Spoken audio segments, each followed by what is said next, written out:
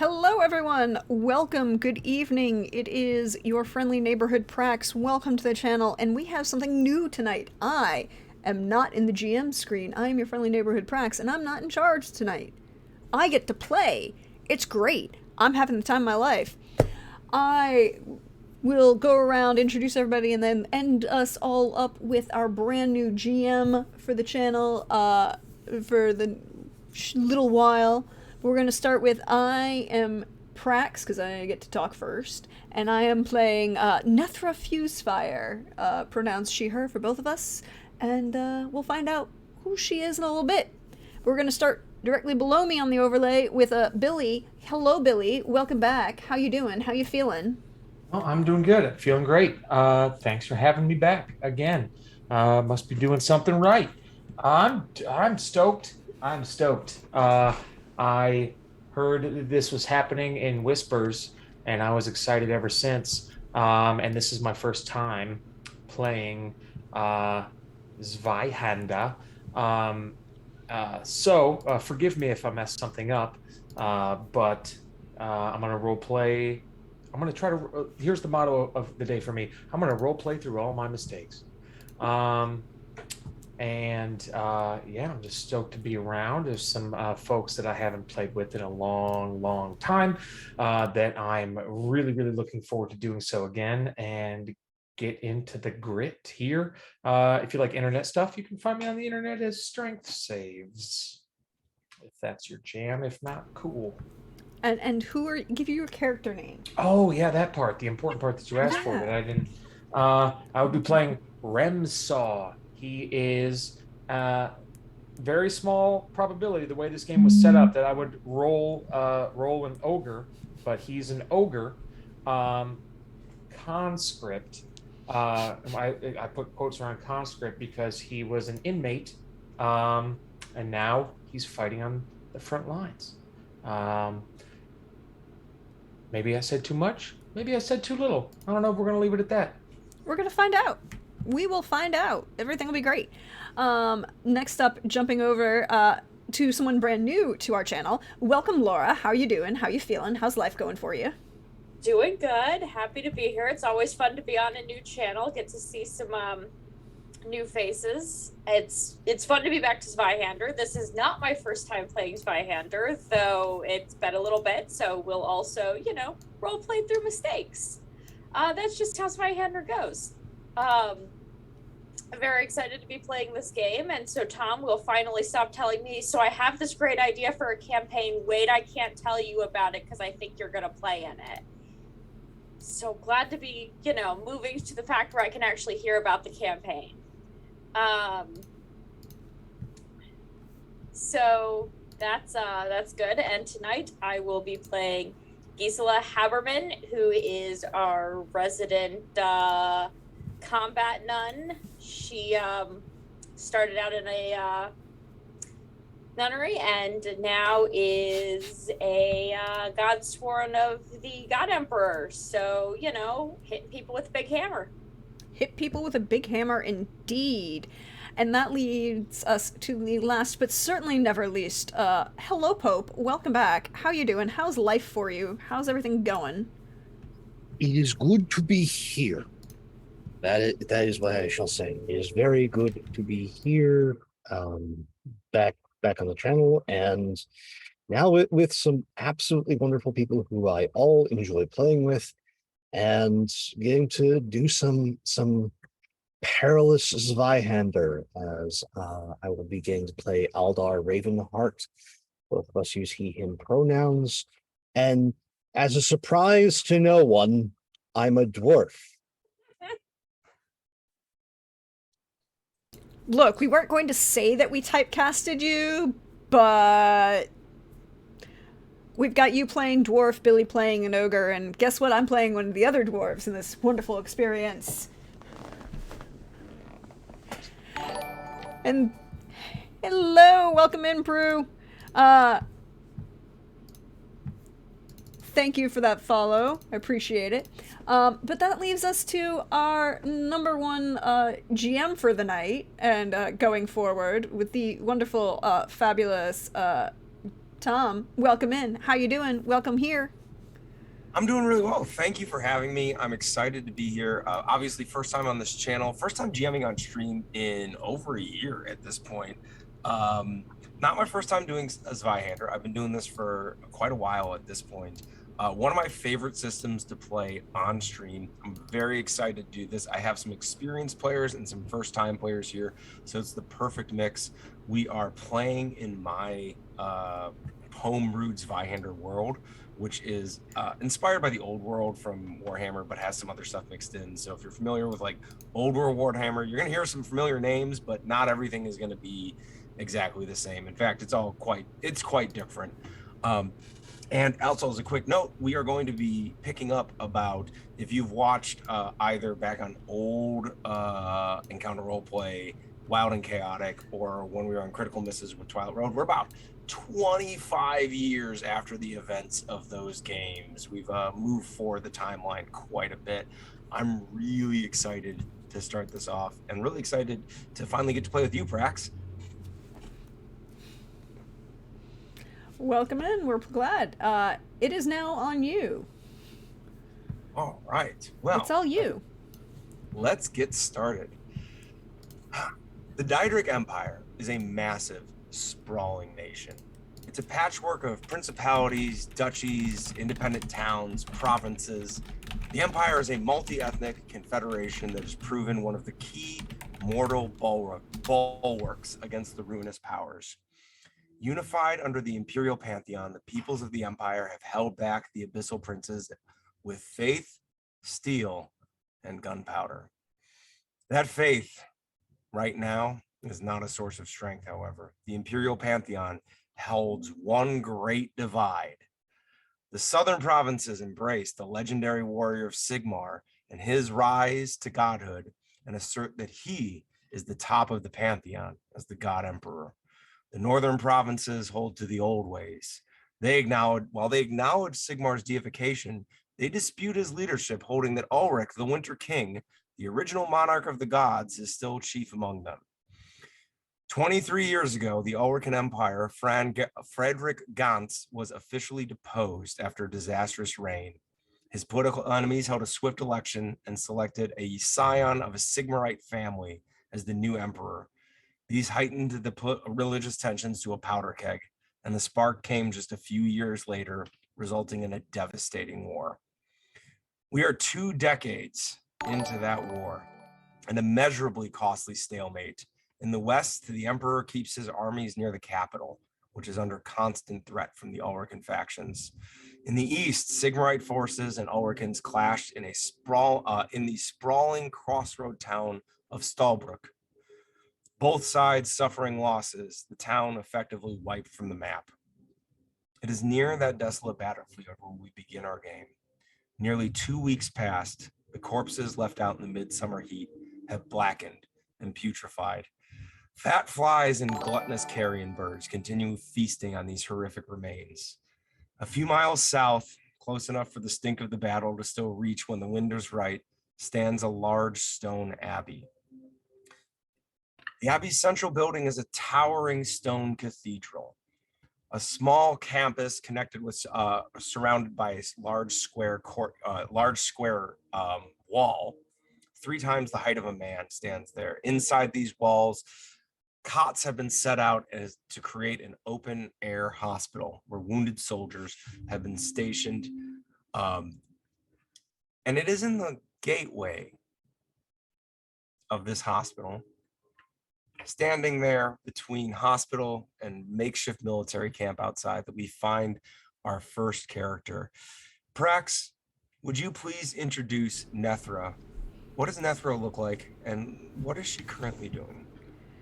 Nethra is a young dwarf, and I mean, she understands that humans and others don't count the same way, but 30 is very young for a dwarf. She is a very respectable 5'2" when she stands up straight.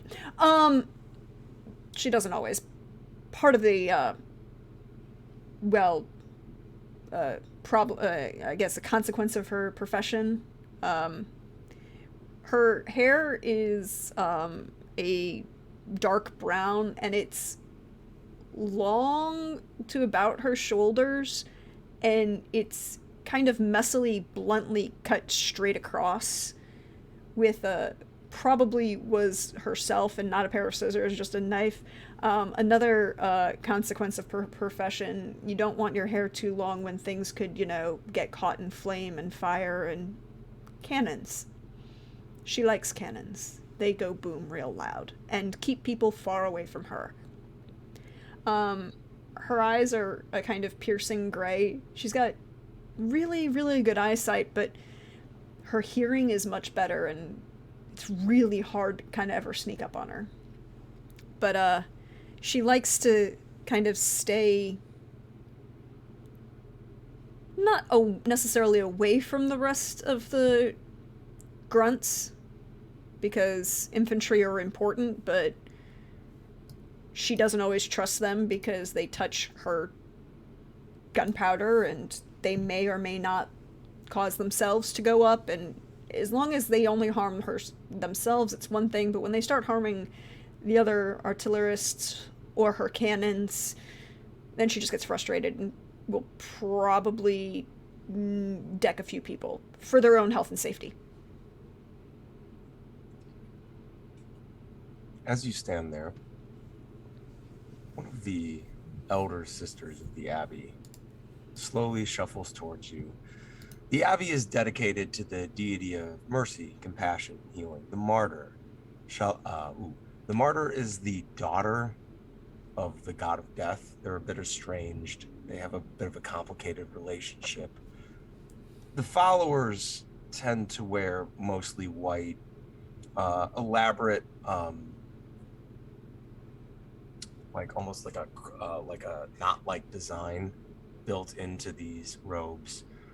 You recognize Sister Wiseman. She has been one of the nursemaids, been helping out. The Reverend Sister is not currently in sight, but she appears to be shuffling by. Nethra, you're out of your cot again. You're not supposed to be up and about quite yet. Standing up is better. Come, let me have a look at you. Raise your arms up. How high can you get your arms today? And she'll get her arm probably just below shoulder height. Prax, would you please roll me a d10 real quick? Oh, I can roll a d10. I can roll d10s. I even has them right here. I like d10s.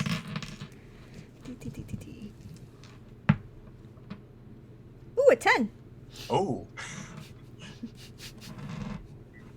She looks at you and says, that. You've probably got the better part of a week until that heals fully again. I'll be fine. Yeah, I'll be fine.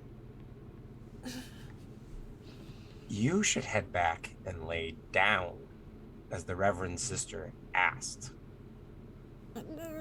I got stiff. I'm just gonna stand here and make sure they don't. Just get some sun. There's plenty of sun to be had in the courtyard, as she indicates. And it is this point that a figure begins walking, appearing from the military part of the camp, moving in your direction. Laura, would you please introduce Gisela? Sure.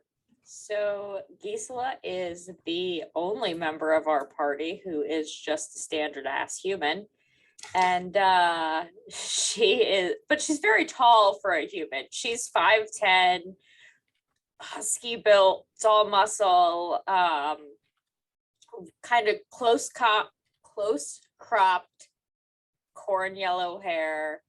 And currently you are seeing her in a very different getup than what she would have been recently. She's not actually wearing the plate mail she would wear around. She's wearing an outfit very similar to the other sister who was here. It's in a different color. She was from a different order. But it's like probably brown Tom.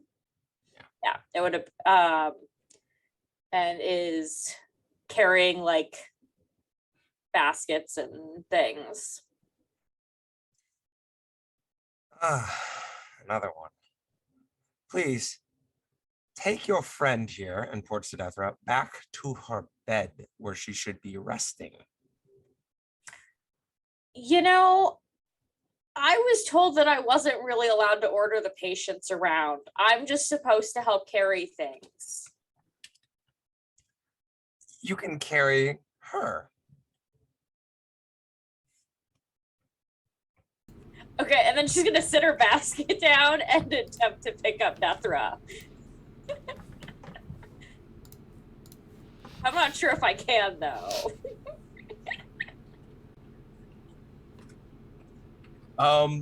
Nethra, do you allow yourself to be picked up? She isn't gonna fight Gisela, like, actually fight her, but she'll do that thing where you just lower your center of gravity and, like, pull your, you know, like, I'm not going to help you. It's okay. Gisela's not gonna work. Gisela's not gonna work that hard at it. She's just gonna sort of, yeah, no, sorry. And she picks up her baskets and continues in. The sister lets out an audible sigh and then like just shuffles off and looks back at Nether and is like, you best be back in your cot when the Reverend Sister makes her rounds.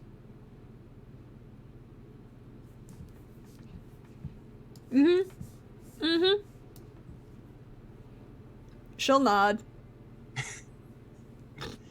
And the two of you are left on your own for this moment.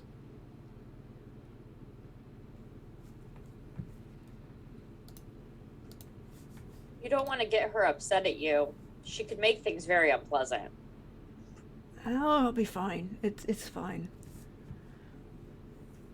Doesn't seem like it's healing fine. It could be worse. Also, laying down on those things that are really designed for people of your stature, just the slats are in the wrong place and I keep hitting it just so that it just makes it worse. Like, I'm significantly shorter. It's a noticeable difference here. She's gonna pull out some like sheets, which are probably supposed to be ripped up for bandages, and she's gonna hand them to you. You can pad the section, but I mean, just because it could be worse doesn't mean it couldn't be better.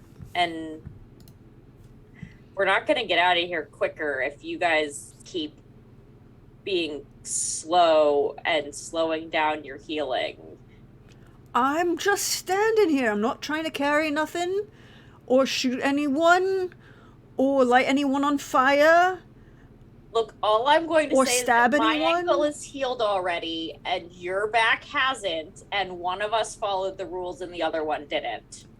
I'll let you draw your own conclusions there.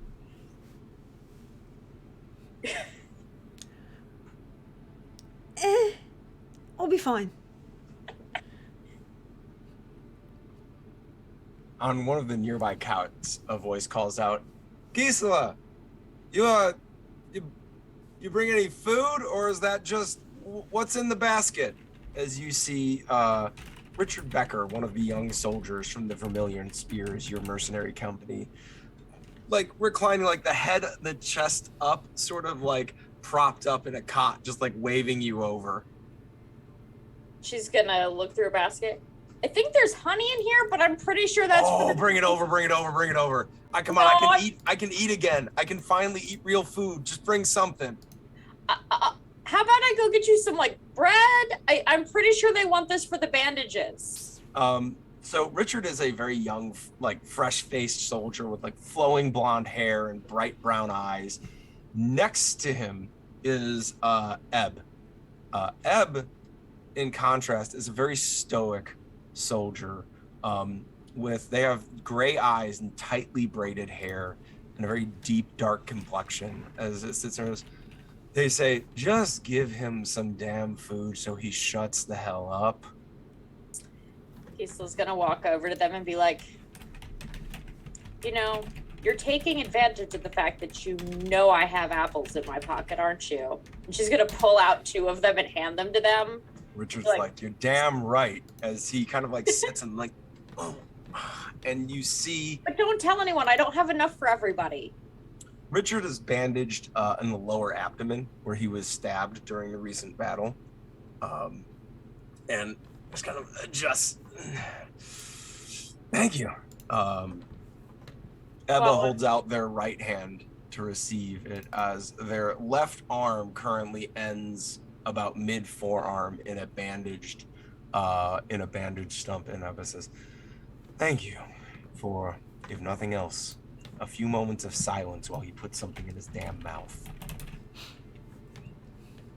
While I'm over here, let me check your bandages and see how you're doing. Ooh. Hold on. Why don't you go ahead and roll me a check? And I am, this would be a heal check, if I recall correctly. Yeah. So go ahead and roll me a heal check. This is going to be standard difficulty. Ooh, that is 20 under 56. All right. Eb's arm, their arm seems to be completely, it's healing very, very well. No signs of infection, nothing serious going on there. It has been well contained. Richard's stomach wound, on the other hand, it's healing, but slowly. Your guess is that Richard, being a bit on the younger side, is moving around a bit too much and is causing his own healing to slow. Gisla's gonna take out a couple of the sheets and rip them and tie one around his upper body and one around his legs while he's eating so he physically can't move. What are you doing? What are you doing? You got an apple. Sit there and behave. You and Sister Weissman have been...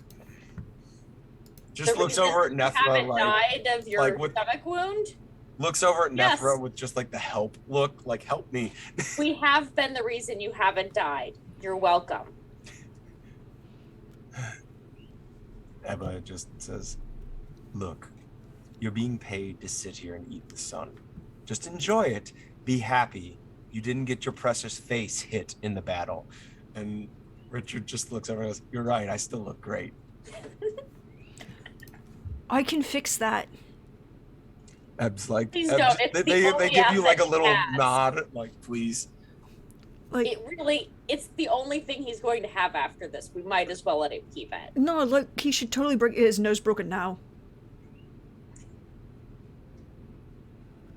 A Broken voice- nose should be earned. Ooh. Elder. I was actually going to put...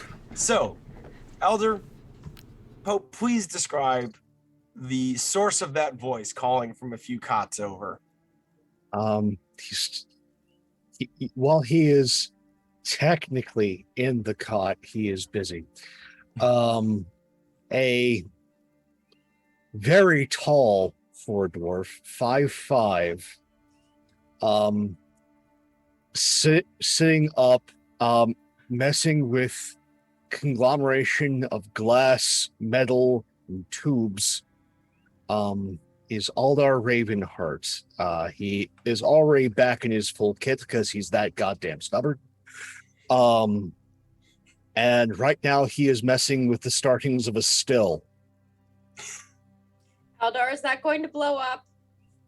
No. Are you sure? The last Yes. thing we had blow up got us in a lot of trouble. The last thing that blew up near me wasn't my fault.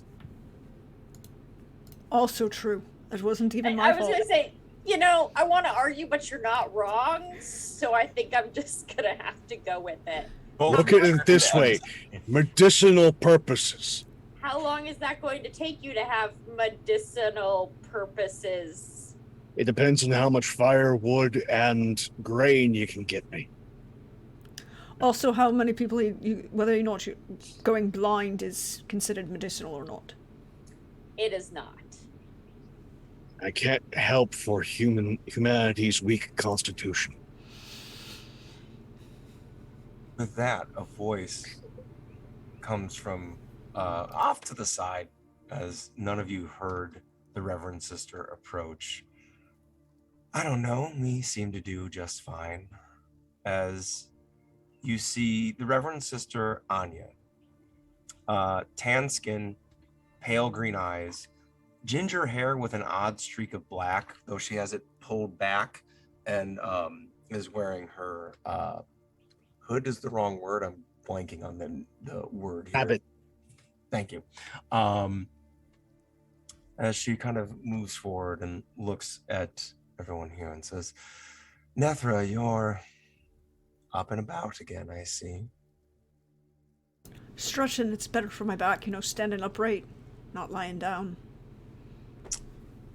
Looks over at Eldar and like the still that you're making, and I do hope that you intend to share. This is too big not to share. Well, as she kind of like turns and has a few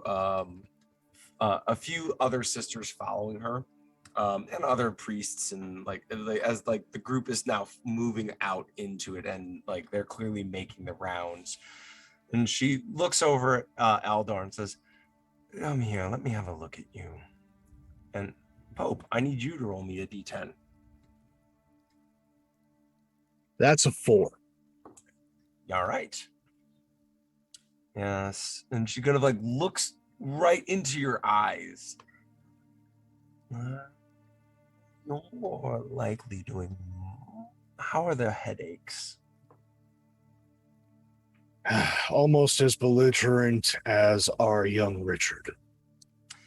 Yes. And she kind of turns and like reaches back and gets a cup and says, Richard, you've been moving about a bit too much again. You need to rest. In fact, you need to sleep. Please drink this and take a nap. And as Ebb sits up, says, Ebb, your wound heals well, but recovery is important. You as well, please. And hands that. Looks over at Nethra and says, you wouldn't drink this if I gave it to you, would you? Nope.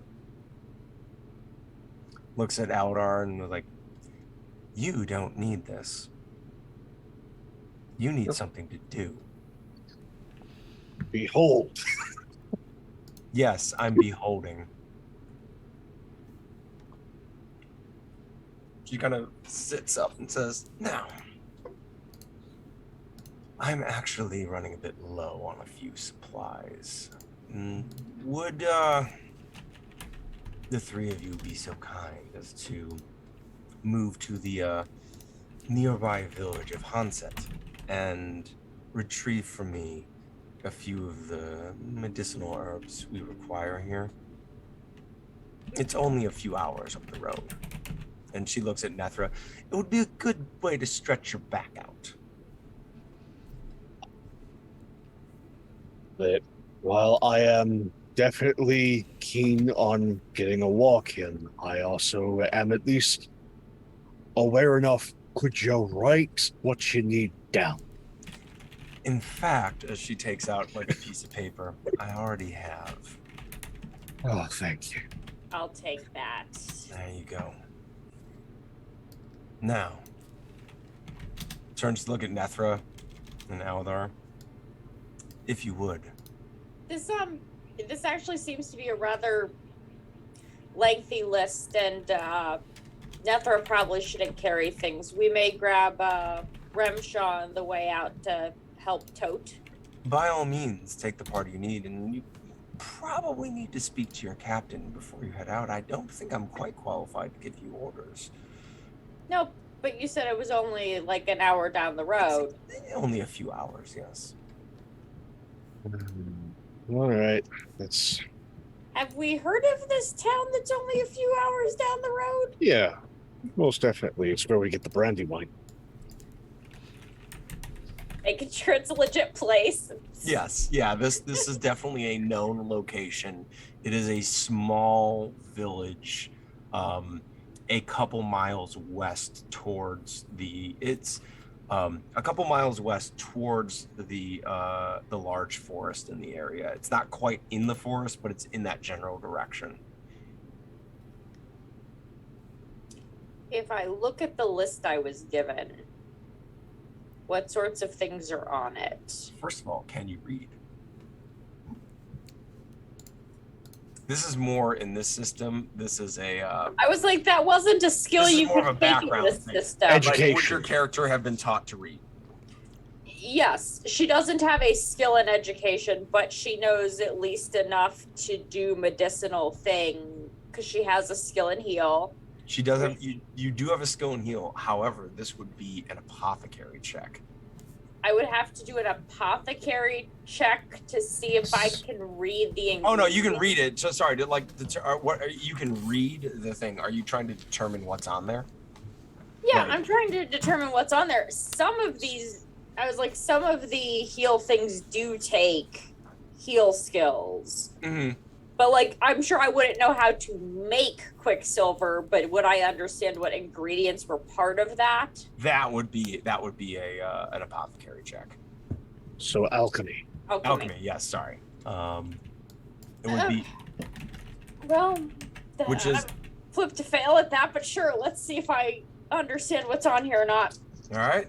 Let's use up all my good rolls right now on really irrelevant things. Let's do it. Yeah, because that's a 33 Ooh, under a 46. under a so 46. Even at flip to fail, it's a crit success. Ooh my. Way to waste the crit success Success. on reading the grocery list. Yes. The list is a little surprising as you look down it. You see listed on it Imperial Purple, which you're not quite sure what that is. You've heard of it, but you've never encountered it before. Valley Lily, which you know is has medicinal uses, but is also can be dangerous in large quantities. And then Water Carrot, which you know can be dangerous also, like in a similar place of medicinal uses, but also can be rather intense, and a few other ones on here that you don't quite recognize. Okay, but none of the really expected things like No, none of opioids like the obvious or stuff. like Yeah. That's interesting. Would I think these things would even be available in a small town? With your yes, like these are all like you're Okay. close enough to some rivers and some creeks that these sort of like water-based plants would be available most likely. It's just you don't see any of like the obvious choices on here. Right. We're not going for any of the things used to make band-aids or smelling salts or laudanum. Yeah. Okay. Have I seen what's in that drink that she gave the guy to fall asleep? Nope. No. So I don't know if these would possibly be useful in that. Okay. Well, I'm going to be suspicious, but continue on. Well, let's flip real quick to just outside the gates in the military encampment. The encampment is not overly large. It is mostly at this point a makeshift camp of those left to guard the hospital and the walking wounded who have recovered enough to mostly be service ready. And this has been left here to watch over the units mustering back to full strength. Left in charge here is the captain of the Vermilion Spears 6th Regiment, Captain Hartman. In his tent currently, as he is going over several different documents, is one of the newish recruits, has arrived and has been with Remshaw. Billy, please describe Remshaw. So Remsaw, ogre, comes in at an underwhelming 8 foot 6 inches. Um, Gaunt, like emaciated. Um, for an ogre, which is weird because every time you see ogres, especially in uh, like old world type stuff, they're large. They're very rotund. They have this whole maw thing that they have to feed, and then that ties into their own. But he hasn't seen any of that. No food has been coming his way in a while. Um, so he's got like tattered claws like hanging off of his body. I'm sure that at one point he was larger, but hardship has left him very sinewy. Um, he has brown, like sienna hair, right, with like a uh, light, almost fair skin complexion, which is also kind of weird for an ogre. A little bit on the lighter side of stuff, but he's got a mustache, if you want to call it a mustache. It's sparse right along the upper lip and all along his cheeks. It's very splotchy, and his hair is long. It goes down past his shoulders and moves around, but up at the top, it is all gone. So he's rocking like the brown hair Hulk Hogan from the glory days. And the top of his head is kind of splotchy. He does not look attractive. If very few people would find Remsaw attractive, and that's perhaps when there's literally no other choice. Perhaps a tree, maybe a rock, and then there's Remsaw. He has poor posture. He has slumped, like he has spent a lot of time in small confined spaces that were not meant for him. And he's got a very sour and vicious look in his eye. Almost like a reflex, like the John Wayne eye reflex, and sometimes he'll snarl his lips a little bit, but he doesn't make a sound. He's trying to perceive things before he says and reacts to anything. A real listener, trying to read the room of whatever the room that it is that he's in. In this particular situation, Tom, is he fettered? He is not. I feel like at this point you've probably been you've been in this camp for at least about a week at this point. What do you feel like your character would be doing? Like, what sort of thing would you be getting up? What sort of duty do you feel like you would be doing at this moment? Creating wooden shims for structures that might be lopsided. Oh. They also might not be lopsided, but they also just might want to tell him things to do. Yeah. They might be lopsided after this. Yeah. You're also making those all important wedges to put in the wheels of the gun too. So once we've locked in that angle, So yeah, I like that. He's got like a pocket knife, and he's just like slicing away, holding like a fresh young tree that was just alive, torn out of the ground, and taking a pocket knife and slicing off the bark and then slicing into the wood, thin layer after thin layer, stopping, sharpening the knife, turning the log, slicing again. I think we're gonna have you then kind of outside, sitting on the road directly outside the gate doing this. And he'll have like a nice long piece of uncut grass that has like blossomed into the seed thing at the end. I can't remember the name of it right now. Mm-hmm. In his teeth, chewing on it.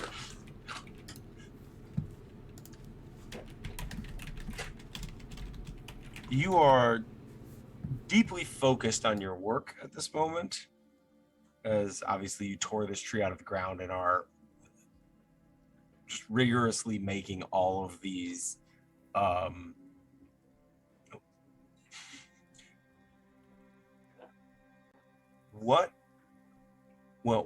how would you react once our three friends here, Nethra, Gisela, and Eldar, emerge from the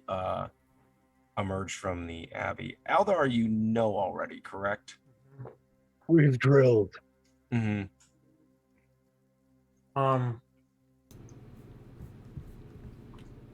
He would see them if they're walking towards him. Cool. Mhm. They probably have something for him to do, and so orders will be coming. If he doesn't see them, he's going to keep on whittling away because this is the task at hand. You all see the whittling ogre. Remsaw, That's arts an and crafts amazing time is over. It's an amazing name for a comic book shop. I just want to put that out there, the Whittling Ogre. All right, sorry. Sorry for interrupting. Yep. No, though at this point, if they're going to go talk to the captain about getting permission to leave, Gisela's actually going to go back to where she's staying and put on her armor so that because it takes a while and she doesn't want everyone to have to wait for her after they've gotten permission to leave. And she actually trusts Aldar enough to get them permission to leave that she's just going to go put on her armor right now. Eldar, by all means. Yeah. The arts and crafts time's over. We're going to be going for a trip and probably try and acquire you a goat. For the eating or the riding? Because I think he's a bit big for the riding. The Eden. Fair. We'll kind of finish chewing on that long stick of grass. Stop for a second. Set the tree down. Gather up all the shims. Take it to where he was ordered to put all the shims. And then come back. And nod. Ready to follow. We're gonna do things proper and go pester the captain, even though we don't really pester the captain, but we're going to make the Reverend Sister happy. So she lets me keep my still. I let out a long, prolonged sigh. That's fair. But look at it this way. We get to go into town, we get to acquire things, and we get to come back. We need to make a bigger list than what she has here.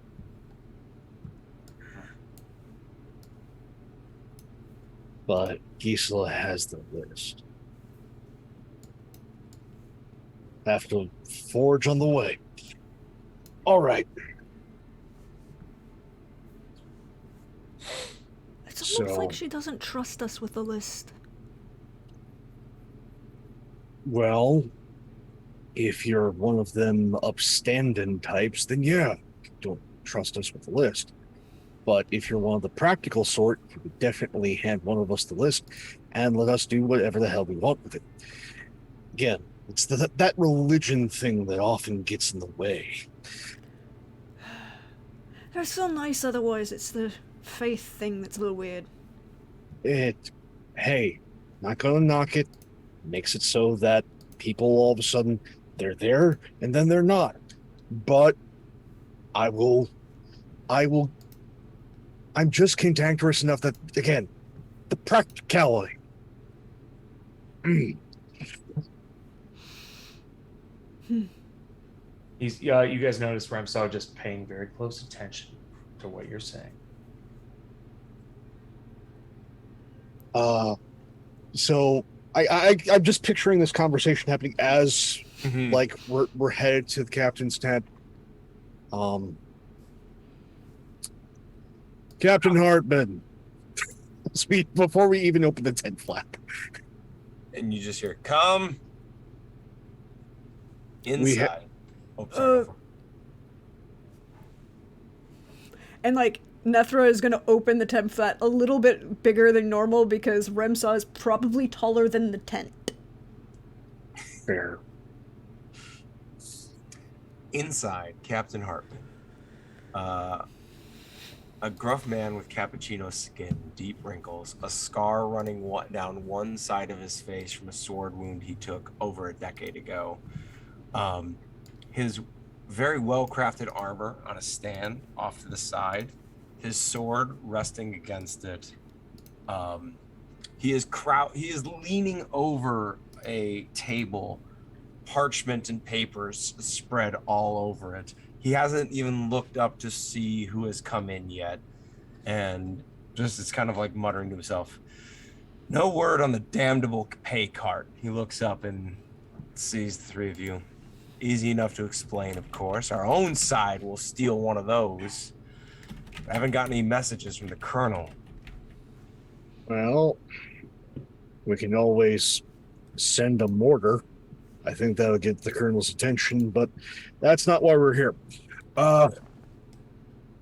The good Reverend Sister wants stuff from in town, and wants us to go and fetch it per your permission, sir.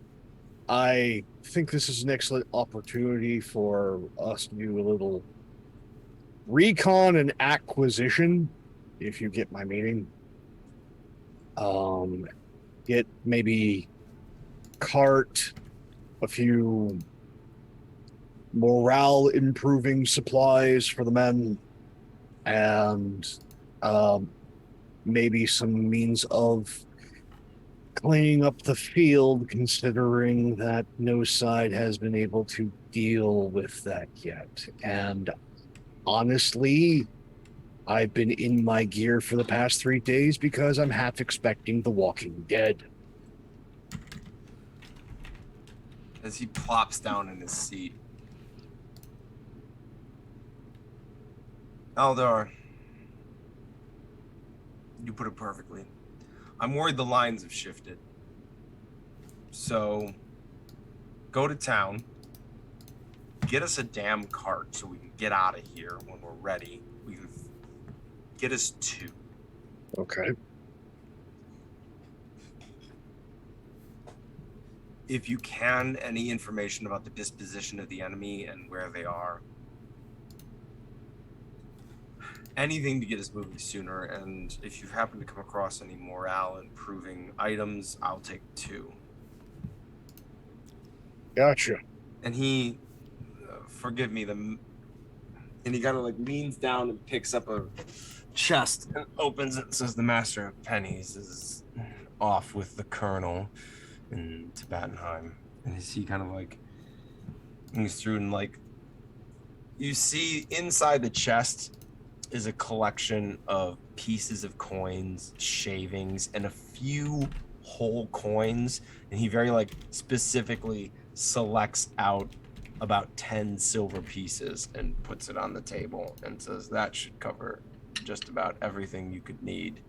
And he kind of looks at the rest of you and says,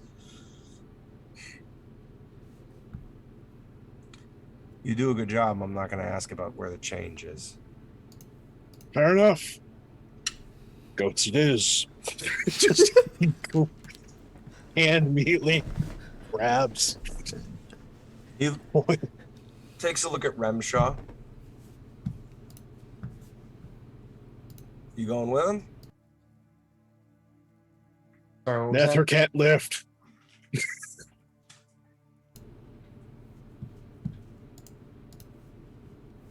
Eyes just still on Remshaw. This will be good for you. Eldar knows his business. Nether's one of the best. Watch. You're good at that. Learn. Stay alive for a while. You'll be one of the best ones if you don't get yourself killed. He grins almost comically, but you're not quite sure if it was a joke because you don't know him well enough yet. It's kind of like you came to us in fetters. But you can make a good living being a double pay man. You get there, you do a couple years of that, you can be whatever you want.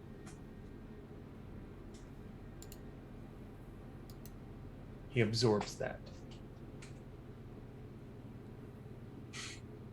All right, get going. If you're gonna be Okay. back before sundown, you're gonna have to get moving. Might be a little later in order to get certain acquisitions. Don't stay up. And he just kind of waves you off, dismissing you. All right, let's collect the sourpuss and then head off to town. I mean, she's not entirely sour. It's just hidebound, you know? I call it sour when it ruins my day. Yeah, but the whole statement, sourpuss, implies that she's making a face that's sour in her face, right? If it's making your day, it would just be like causing you indigestion. Well, we do not have nearly enough laxatives to deal with that blockage. Let's go get it. And she just kind of looks at Remsaw as like, and they're like this all the time. And as they like each other, most of the time. Kind of, I think. Gisela will come out of her tent to meet them, and she looks almost entirely different at this point. She's taken off the, like, flowing robe. She has what used to be a full set of plate armor, but is beat to shit. So it's not quite a full set of plate armor anymore. Has her backpack, has a giant hammer that has a torch on top of it. It's not currently a light. You can't see how it would become a light, but it's definitely there. And then she still has the basket, except it's empty now. All right, let's get going. Ah, so nice of you to rejoin us, Gisela.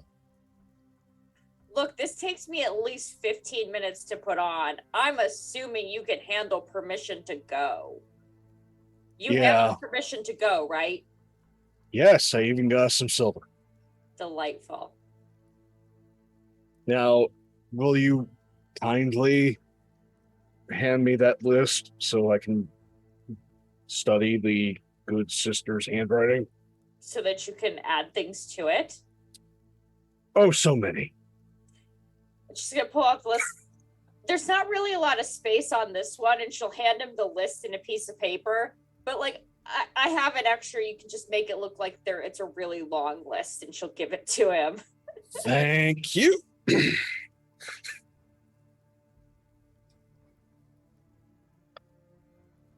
Townsfolk might not respect the captain, but I'm sure they live in fear of the good Reverend Sister. No, So, are you writing additional things on here? oh yeah. Oh, Don't excellent. write anything that like won't be semi-reasonable. Like, Define let's reasonable. You take a moment to study the handwriting. Just for funsies. Roll me a counterfeit test with a +10. We actually have a skill for this. It is specialized, so you. I will have to flip to fail, but We'll have to flip to fail, but you get. A I'm +10 actually on pretty good at this. Oh, that's the funny thing. Sweet. That was a 31 under 49. I love that we're using all of our great rolls like on this right now. Yeah, it is an utterly Aldar, whatever you write on there is utterly convincing as her handwriting. Excellent. So 2 carts, some donkeys, 2 goats. Again, you always ask for more than one. Some sacramental wine. Rotting fruit. You want the rotting fruit too. Don't forget that. Yeah. spit bridle, tack, blankets, You know, some of these could just be Firewood. the captain asking to get them. considering that the town may also be trading with the enemy. I'm going to have this all be delivered by the good sister. Okay. Lines have changed. Why would she possibly want tack and bridle? For the donkeys, Why does she want donkeys? to help clear the battlefield, to appease her god. That's a relevant point. Tom, does that appease the martyr, or is that a god of death thing? I mean, the smell offends all religions except one, really, and no one likes that one religion. No, that's legit. I'll go with it. You've convinced me that you have a reasoning that will appease the town. Don't put booze on it. Sacramental wine. Aldar, you see Remsaw's getting kind of close to you and like looking at that list. You have a wish, my large friend. Jeez. Jeez, it is. And some apples. Good, because I need to bribe the other patients to stay in bed. Many apples.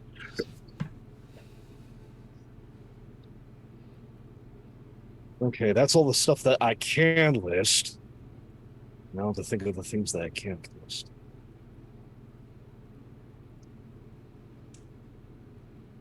I mean, Speaking of things I can't list, Nathra, what do you want? Glass flasks, any sort of flasks. I'd take some more, well, I can't trust them to have saltpeter. Or that. Dung. Guano would be nice, but I'll take dung if I can't get any more. Yeah, I can't put down the good sisters list, but I can put some charcoal down. That works. Also, you're getting donkeys. They'll, dung. Produce! Nope. Which reminds me, oats.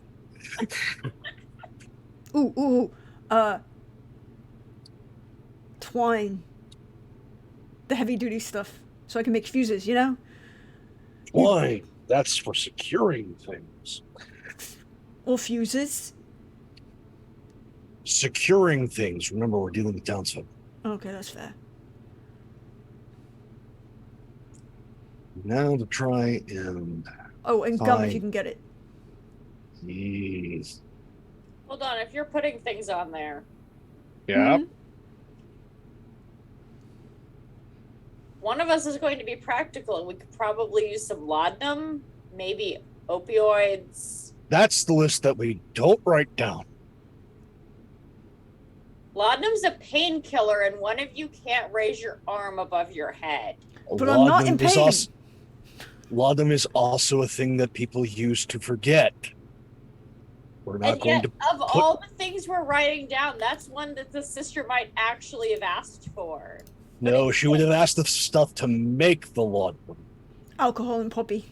That's about it. Laudanum takes a lot of time to make.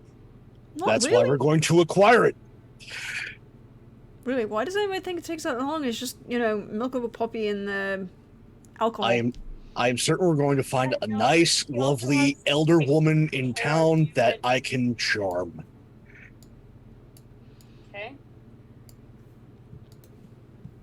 Royal water, quicksilver, bandages. Like the bandages we might be able to put down here, but most of the other stuff that's medicinal. Isn't if it already on her list? No, and I tried to tell you that, and it's what's weird. There's none of the normal medicine stuff on her list. What she is on may her have list? stocked up. What is on the list that she didn't, that we didn't add? Some alchemy stuff, water carrots, and it's all vaguely medical. Nothing is obviously not, but it's not stuff that I used back home a lot.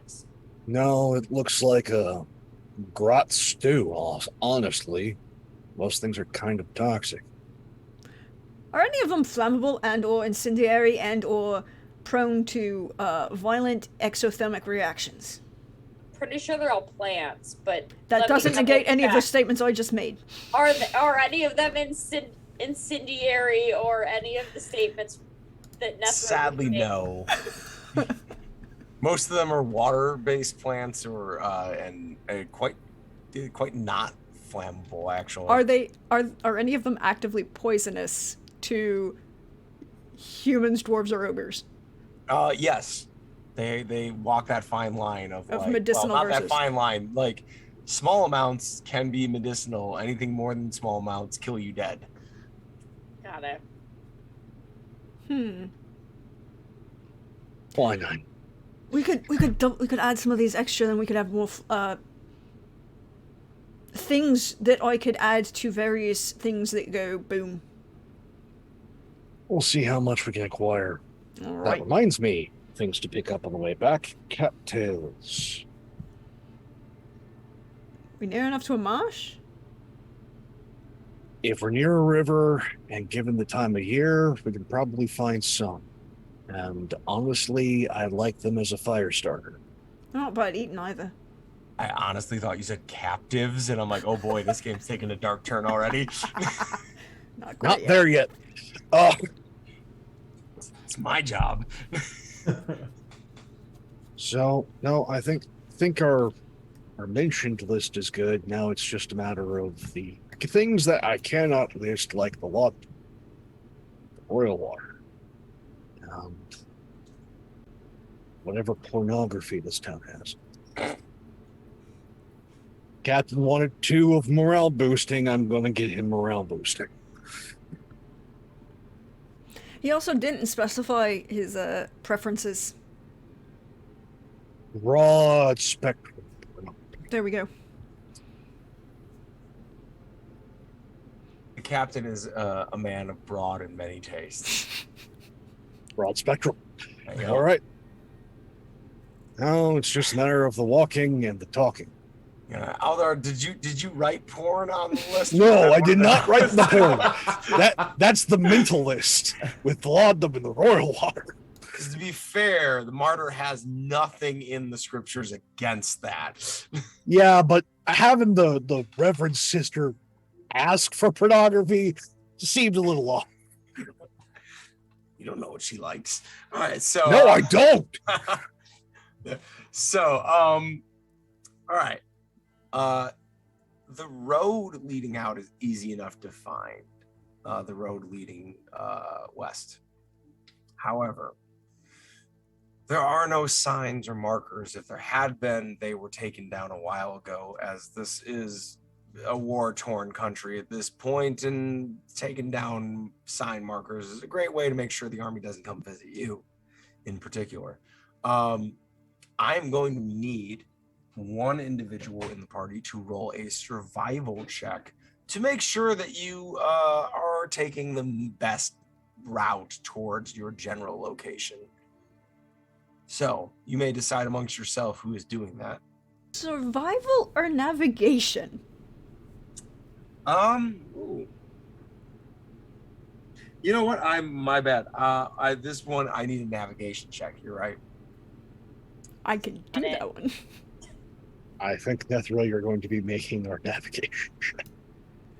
Okay, so make sure I understand this. So because I have a dot and it increases what I need to roll under by 10%. Correct. So what is your so starting with navigation, what is your intelligence percentage? 42. And then 42. I have an IB of 8, and then navigation is 1 dot. Okay, so that would bring you to a 52 because of that dot. Yeah. And okay. then this has a road, so it's really easy. So we're gonna bump this up by 20%. So 72. Because there's only, yeah. So you're rolling under a 72. And I rolled a 71. You cannot make this shit up. I will say, these are all the good rolls, guys. We've gotten a critical success. We've gotten just under. There could be no good rolls from here. We've used them all. So, Nethra, you all set out, and you're walking for about 40 minutes down this road, and you come to a fork, one leading slightly off to the north, one leading slightly off to the south. It takes you not full like Gandalf in the Mines of Moria sitting there like, but you take a good solid 10 minutes just like. You select the southern road. And like Gandalf in the Mines of Moria, it's because it's the one that stinks the most of transportation animals. There is fresh dung along that road. So there's a solid hour here of walking after that fork where nothing really particular happens.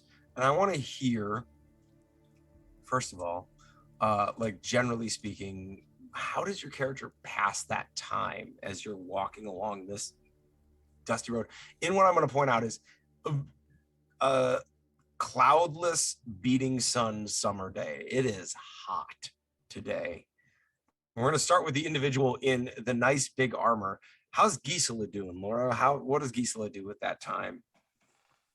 She's actually used to walking long distances, so we're kind of okay with that. I don't know. Checked all my stuff. I guess she's going to watch her party a little bit. She's going to try to see how everybody's doing, people who are injured, people who maybe haven't walked as much. So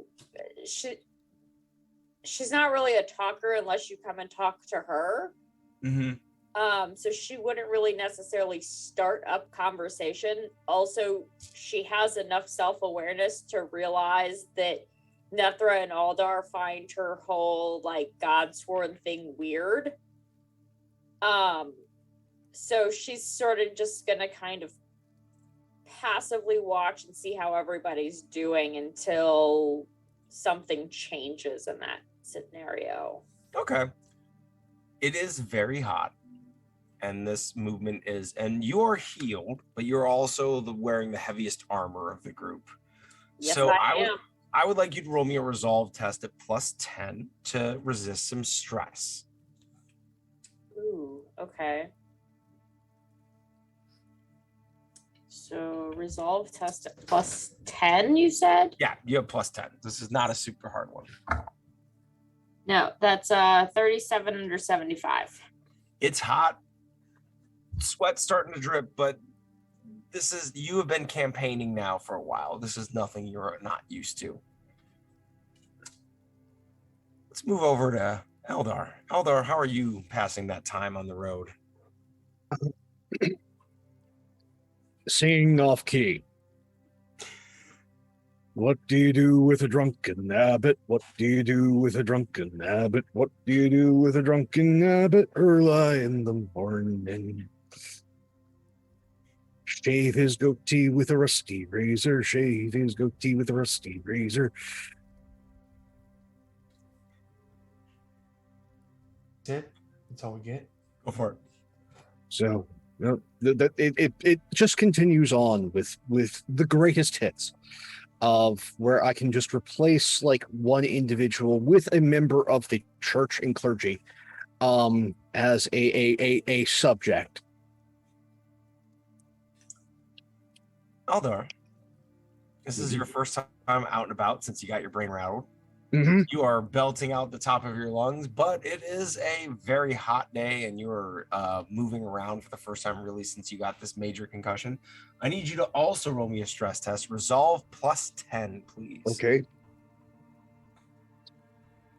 Okay, that is a 62 under a 68. Ooh, you just make it. You are experiencing some bouts of dizziness at times. The headache is always there. But you're tough as boot leather and you just kind of deal with it. With the pain gets more, the singing gets louder.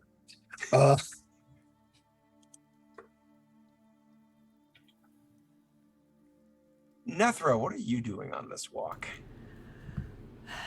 Occasionally harmonizing with Aldar, because it's been a thing, and it's one of those entirely unconscious actions for her. That she's just, there's somebody singing in her ear, so she's naturally just kind of harmonizing behind it, but it's not really intentional. And occasionally, like, guiding Aldar when he starts to, do that thing where he's drift walking from a straight line, and it's like, nope, we're going this way. Nope, stop. And occasionally we'll be pointing out things to Remsaw that are, well, vitally important survival points, also extremely weird. Like, cattails, good eating, good flammables. Also, if you do it right and sharpen it at the right point, you put some propulsion behind it and it will shatter a man's sternum and go right through. It'll be great. It doesn't really work on leather armor or anything above that, but somebody in just normal clothes, it'll work right away. And, just random conversations like that. Pine cones. Pine cones are great. Fire starter, aromatics. Don't really try and eat them. They don't really work. But you can light them on fire and then throw them at people. Really, really great for disorienting folks. It's like her running commentary when she's not, like, under her, subconsciously harmonizing with Aldar. I would like you to roll me a resolve +10 to resist the stress of travel. Resolve. Low stress travel, but still. Resolve. Resolve is under willpower. Oh, okay. Okay.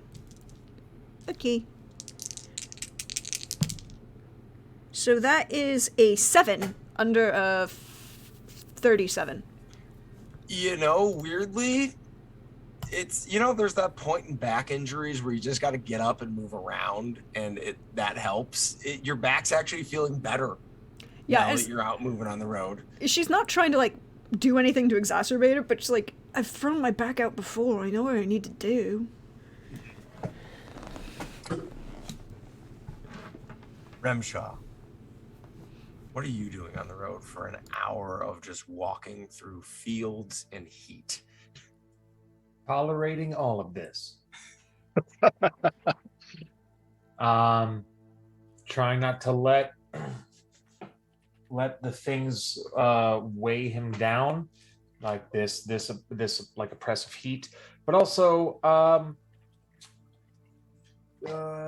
not his vibe of music, but doesn't want to be a jerk, but doesn't sing along or like tap his thigh. If he does, it won't be on 2 and 4, it'll be like on 1 and 5, because he's just trying to find it, and it keeps changing. He doesn't know if it's him or if it's the song, or maybe it's like the two people are secretly into each other and trying to get each other's vibe and keep contesting control of the song because that's how they argue. I don't know. But he just doesn't want to be too assertive. He's just wondering to himself how long this is going to last. I feel like that provided us some interesting insight into Billy the person there. Remshaw, you are fresh, you are unwounded, you are haven't really been on campaign much. You may roll a resolve test with a +20 here, as you are uninjured and not wearing super heavy armor, to see how you handle the stress of travel. +20. Okay. I rolled a 7 under 71. If nothing, moving around and being in open country again makes all this stupid bullshit they're doing more tolerable. And it's like he may not even think it's stupid. It's just a lot right now. Mm-hmm. And he's got songs that he might do differently, but he's not in control. He's there. He's just there. It's not his role. He knows his role. It's not his role. And trying to catch everyone's vibe. You all walk this awkward group of 2 singing dwarves, an ogre who is very much apart from all of this, and an armored warrior of Sigmar. Just you come to, thankfully, a slightly wooded patch of the road. Shade, finally, as it gets a bit, and this isn't the full woods. The Drakkwald is still several miles off, but this is the Empire. It's always some form of woods, is not super far away. And it is, as you're walking, Laura, refresh me. Gisela has a special thing about Yes, so many special things. Which special thing are you wanting, dear? Since we have 2 characters singing loudly for all of this, when a gunshot rings out targeted at you, Okay, you get a bonus for being attacked. I do. Well, they get a negative if they're trying to shoot me before we have initiated violence on them. They are trying to shoot you. If they are trying to shoot me in particular, they get a negative 20 since I have not initiated violence against them. I guess so. Technically, they have to be a humanoid for this to matter. They are a humanoid. Okay.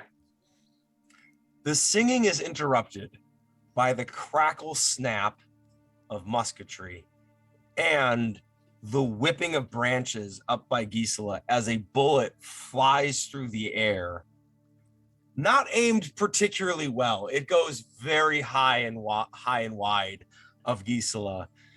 And you see, as all of your eyes come around and you find the report of that, the smoke giving away the position of the initial shot, you see several figures moving through the brush in your general direction, wearing the bright green heraldry of Hockland, one of the Ulrican principalities of the north. A horsed figure riding behind them, kind of urging them on. And that's where we're going to take a quick break, I think. Sorry, not to drop that on you, Prax. But I think entering combat is a good place to take a break. And we'll be back with a little skirmish. All right, then, everybody stretch, bio, get all that good stuff, and we'll be back in about 5-10 minutes. See you in a little bit, everybody.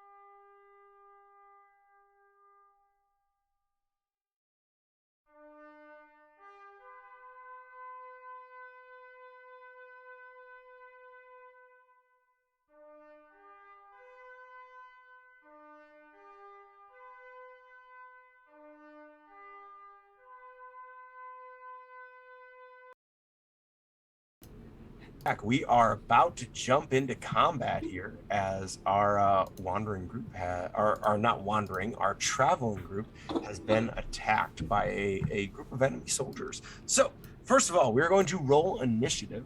Your initiative is on your character sheet. I think it's on the second page, depending on the character sheet that you're using. It is. Yep.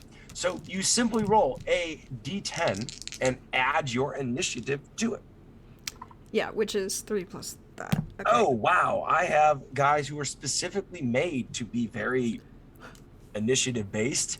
Uh-huh. They rolled like garbage. So that initial shot is maybe all they're going to get. All right. So please dump your initiative into chat so I can into the green room chat so I can see it real quick. And we will set this up. It is looking like Nethra is going first. So Nethra, these figures are approximately they're about 10 to 15 yards off. Everything in Zweihandler's measured in yards.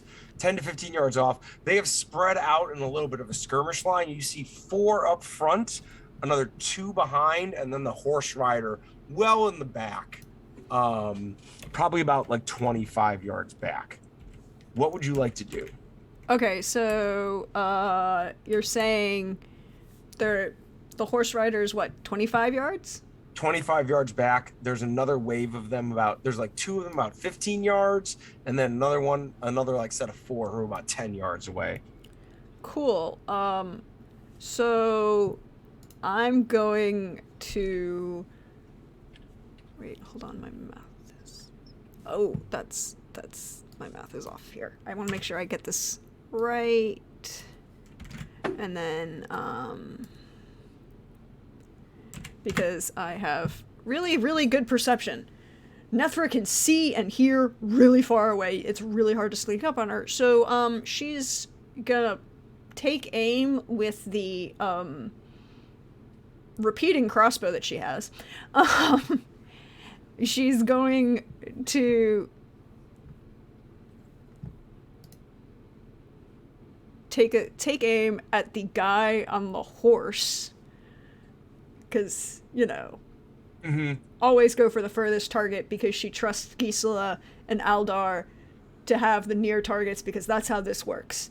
They hit things up close and personal, and she takes out the things that are further away so that they don't get to hit you up close and personal. And I'm going to take aim, I'm going to fire, and try and hit him.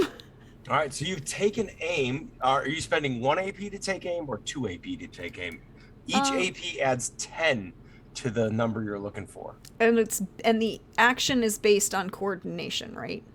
Yes. Martial ranged, excuse me. Martial ranged is based in combat, sorry. Yeah, so combat, so martial ranged. Yep. So you can spend, so... I'm going to spend 1 AP to take aim on this one. Okay. Because... So 1 AP to aim, 1 AP to shoot. You may bump your number by 10%. So I rolled a 12 under, what is it? 71. So you definitely hit. Now damage, right? Yes, the repeating crossbow. Oh no, is CB plus 2, so 7. 7 damage. All right. And then she will promptly take cover behind what she can, and if that happens to be Remsaw, sorry Remsaw, you're the tall in the way. Wait, so what? You didn't roll your die. Yeah, you have to roll. Roll the die. D6. A D6 it's on D6 plus your combat bonus. So a 6 plus 7 is 13. You rolled a 6. Yes, I rolled a 6. Explodes. You roll again. The dice explodes. So 10 plus 7 is 17. 17 damage. You fire off a crossbow bolt, and the rider, she twists in the saddle as you see a bolt jutting out of her left shoulder. Not quite all the penetration you would hope for, but definitely a couple inches in, enough to stick, as you see the rider kind of like wince and tear the bolt out. You have real quick, I'm gonna roll a quick dice here. You do not did you have the hold on, My armory has crashed. My I have a repeating crossbow. what are the tags on the repeating crossbow? Oh, I'm Fast, back. punishing, and repeating. Okay, so So Nova, no injury is sustained, but you do damage. This was a moderate wound. So immediately after striking a foe, weapons of this quality may add a 1d6. Oh, so an additional 1d6. If you want to spend another AP on punishing, you can add another d6 to that damage and try to hurt this person more. You beat their first threshold and their second threshold. You could, depending on how you roll on this, beat their third threshold and make them roll again. I think instead of taking cover, I'll actually do that and try to. All right, so roll that d6. Let's see how much you add. 4. 4 unfortunately ties their second threshold of 21, does not exceed. So yeah, we stay at the same level of hurt. That's fine. All right, so that is your 3 AP. We're and she'll just kind of like, as she's diving behind cover, she'll shout at Aldar, I missed the throat, but took out the shoulder. All right. Aldar, it is your turn. Fucking music critics. And in dwarven fashion is going to start hurling invectives to start with. I'm going to use Litany of Hate. Oh yeah, it's so brave of you. So brave, so many to attack so few. Also, your aim fucking sucks. When the princes of chaos start sodomizing the lot of ya, let them know that dwarves sent ya. Roll me that intimidate test. So that's a 16 under a 68. All of their damage and peril thresholds are reduced by 1 as they are taken aback by the string of harsh language that Aldar has hurled at them. That is 1 AP. What would you like to do now? Now inspiring words.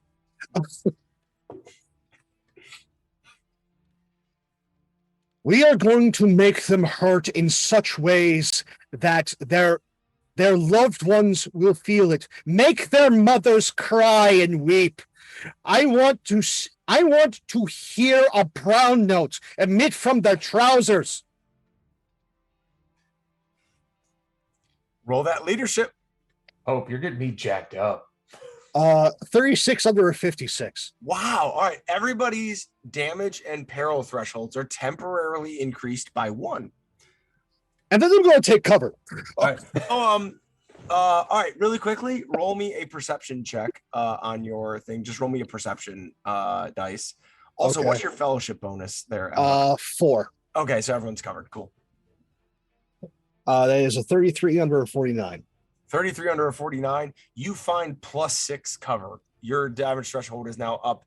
In addition to the 1 you got from your inspiring words, you get to go up another 6 because you're behind cover. And we're going to say the 4 in the front, the 4 bad guys in the front are suffering from the effects of your litany of hatred. All right. Inspiring words have been given. Gisela, it is your turn. They are about the closest bad guys are about 10 yards off. They're spread out in a little bit of a skirmish formation, so you can pick 1, 2, 3, or 4. 10 yards off. Can I make that with a movement of 7? I don't remember how movement works. You could take a charge action, which takes 2 AP, and you move 2 times your distance, and you get 1 extra D6 on your damage if you hit them with an attack action. I wanted to do other shit though. Then you probably won't get to them on this one if you want to do other stuff. Yeah. You either can be in melee or do other stuff with them right now. But technically the same with Remshaw, right? He could also be in melee or like, oh no, he could totally do it. He could totally charge and yeah. So I'm going to start by using an AP to invoke Fury in Remshaw. Ooh. She has a little bit of, she dips her hand in her basket and has a little bit of ink that she like smears on his hand. And I am going to do an incantation roll. What level of spell is this? This is a petty spell. Then roll Flash that prayer. flat. Huh? Yeah, roll that prayer flat then. Okay. The book tells me I get it at +10. Are you saying it's harder than that, or are Yeah. you okay? Yeah. I'm just making sure we're at the same page. All right. No, that's a fail. Oh, no. Sorry. Well, this brings us to an interesting point. There are currently 5 fortune points. In an actual IRL game, we'd have like 5 coins sitting out on a table. You'd be able to pick one of those up, re-roll, and hand it to me, the GM, and then I would get a misfortune point. And I would very much like some misfortune points if you want to give me one. You know what? It was not a crit fail, so yes, I will give you I will spend a That's a good fortune point. You cannot re-roll crit fails. A doubles like an 88, you would not be able to re-roll, or a 99. No, but I was only at 96, so I will go ahead and re-roll that. Ha! That's a 10. All right. What does Invoke Fury do? So on his next damage roll, you will get to add another d6 to your damage. I'm already scared for my guys. All right. So that was 1 AP. Terrifying. What are you doing with your next 2? So Gisela will walk 1 AP forward to be within range next time, and then I will save 1 AP for parry. Parry. Yeah. A defensive action of some A kind. defensive action. I can't technically dodge right now because of my heavy armor, I believe. So parry. All right. So now, bad guys turn. The horse person is going to wheel their horse slightly in like a little circle, and they are going to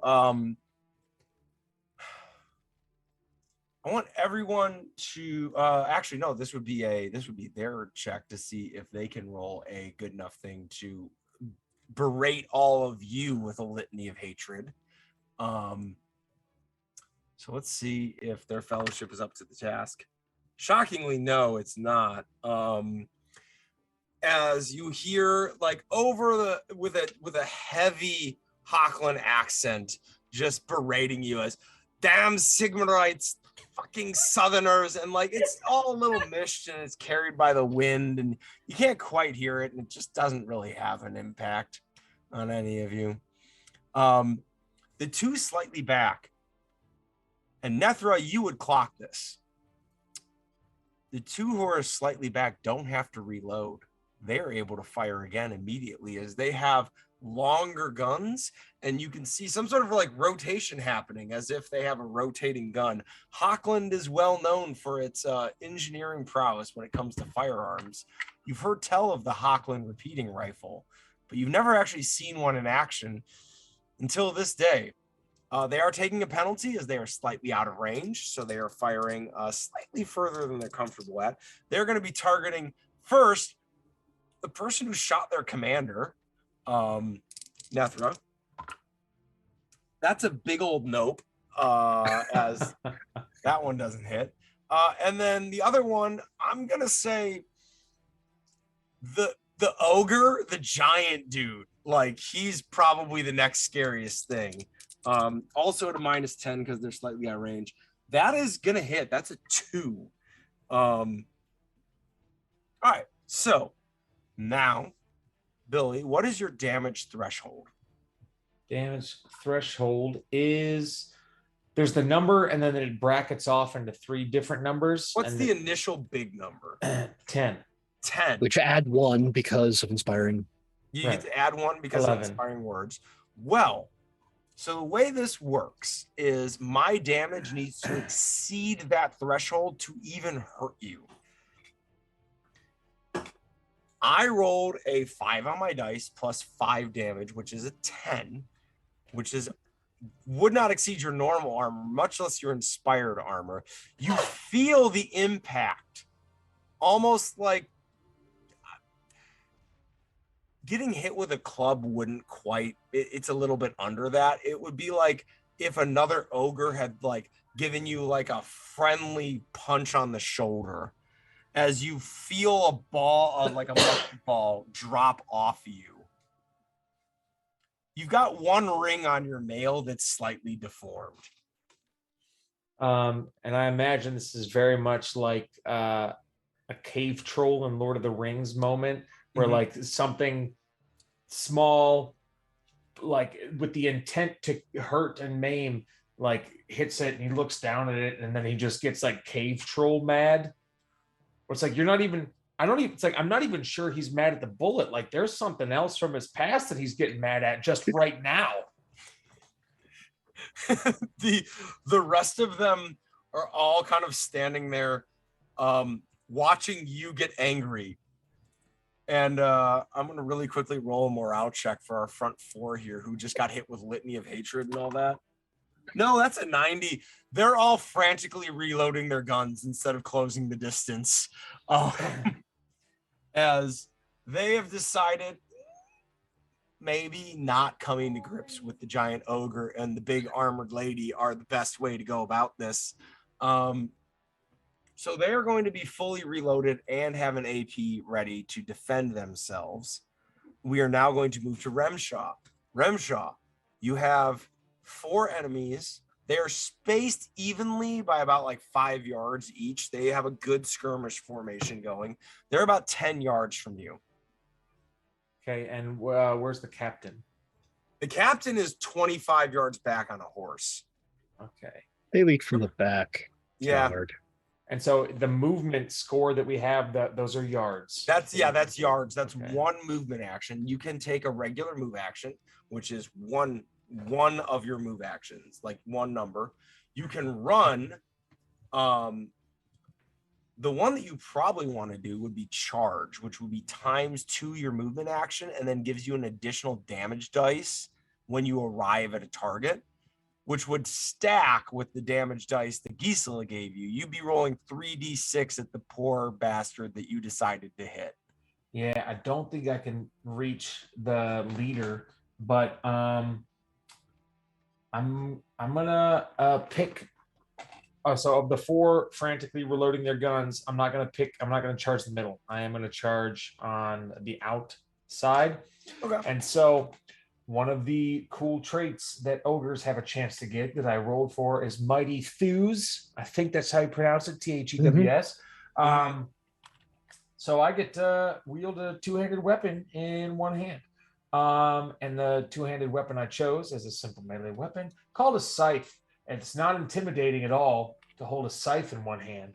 And he's going to, in his cave troll rage, start like lumbering and start picking up speed as he's going, and like wield this scythe super far back and just try an attempt to hack the frantically loading one furthest to the right in half, and seeing if that's executable. Roll me an attack with your weapon. So it would be, this is simple melee, correct? Yeah, and I have a You have a dot in that? So yeah. What is your combat percentage? Combat percentage 46. 46. You are rolling for a 56 on this. Okay. 171. 71. You may use, that is not a 77. If you would like, you can use one of the fortune points to re-roll that. Yeah, give me some misfortune, my friend. All right. Go for it. 55. 55. That is just over, correct? Yeah, just under. Oh, just under. Yeah, so it would have been 56. So roll 3d6, and any 6s you have explode into more damage. 1 6. Total of hold on, so that's 1 6 so 11. Another 6. That's 17. 21. 21 damage. Did Yeah. you roll? Did you add your combat bonus to that? No. Add your combat bonus to that. What number did I just tell you? You told me 21. All right, so that would be 27. Oh boy. With the -1 that Aldar gave to this person, 27 is precisely what you needed to instantly kill this individual. Remshaw, what do you do to this person? His intention riding through there, like huge, like the ground is shaking. He doesn't look particularly coordinated, but boy is he mad. And like swinging across his body, so he tries to clear anything with his open hand, which you see conveniently there's 2 iron rings on his finger that cover 2 fingers, so like knuckles. Clear that, and as he swings and pivots his torso through, the scythe catches this soldier reloading his gun like right at the hip and severs through all of the flesh, the hook of the scythe catching where the spine meets the tailbone as he is heaved off of the ground. And then with the sudden stop of the scythe, the momentum carries the now corpse off of the scythe and rolls through the trees until he splatters flat against the thick side of a weeping willow and cartoonishly falls off onto the ground. I had forgotten he had an AP, so for funsies, I rolled what his parry would have been, and fittingly, it was a critical fail. He's bringing his blade across. You just slap it out of the way with your brow's hand as you bring that down. All of the rest of the soldiers who are in the skirmish line, like, look over at that and all finish reloading their weapons. It is now back to the top of the order.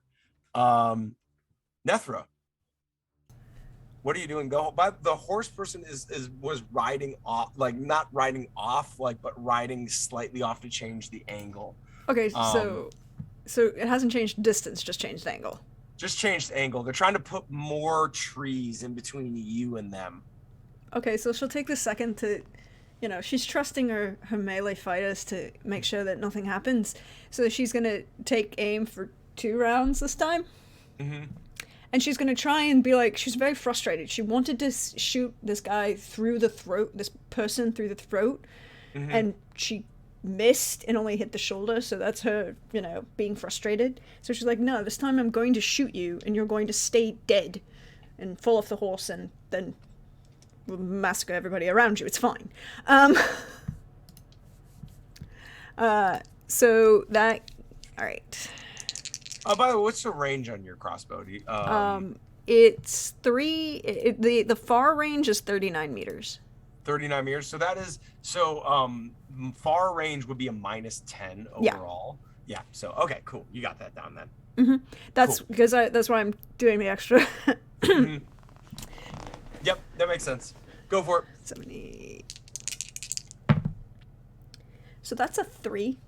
Ooh, that definitely hits. Roll me that damage. Okay, so that's a 6. That's a 4, so that's 10. No, hold on. 17. 17. Ooh, all right. Is that including the +1 for being inspired? No, so 18. The inspired is +1 to damage threshold, not damage. Okay. I know it says damage. It's damage and peril thresholds. Okay. So, yeah. So 17. Oh no, I rolled a 6. This is tragic. Oh yeah, by the way, this is should I remind, it's also fast, so anytime they're struck with it, they have a -10 base to chance to dodge or parry. There was no dodge made. And okay. There is a grievous injury that is sustained. Prax's little laughter told me everything I need to know about playing with you. I am here for this. All right. I told you I was aiming for the throat. Yep. Grievous injury. Prax, roll me a D100.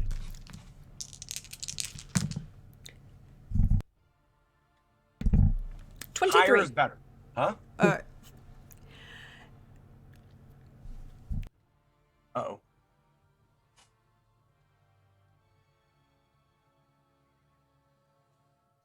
73. Oh no. Yeah, sorry, 73.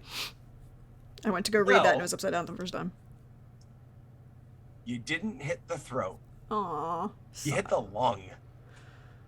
She keeps moving. As the arrow goes through under like the like there was an opening on the side. She was wearing like a just a kind of standard breastplate. It goes through the side, through the gambeson, as you see her eyes go as she falls from the saddle unconscious. She's going to need very immediate medical care to live. She is no longer in this combat. And for flavor, without really being an action, but for flavor, can she like pocket the ball that got shot at Remsaw because she was standing right there? It's just Absolutely. like I wanna play with that later. So, hold on, I'm driving. All right, Nethra has gone. Eldar. Pulling both swords, rushes out of cover, going to charge the middle of the line. All right. You charge, you come within range of an enemy. Roll an attack roll. This is the part where you run or die. Watch for you run away. So that is a 22. 22 is a crit, and I forgot to point this out on Remshaw, because you guys both rolled crits. So crits in attack rolls cannot be parried. So those APs I saved to actually save against it couldn't actually be used in this. So go ahead and roll damage there, Eldar. And this is a vicious weapon. So if I receive an injury, I will be rolling 2d6. I will be rolling times 2d6, basically. And one this additional d6. Yeah, this is with the mortuary sword. Yep. Yeah. This is an excellent time to bring up that I have Grudge Bearer, which is a dwarven thing, which makes it so that my fury dice explode in 5 or 6 because I got a 5 and a 1. That's terrifying. Please continue. Oh. Okay, so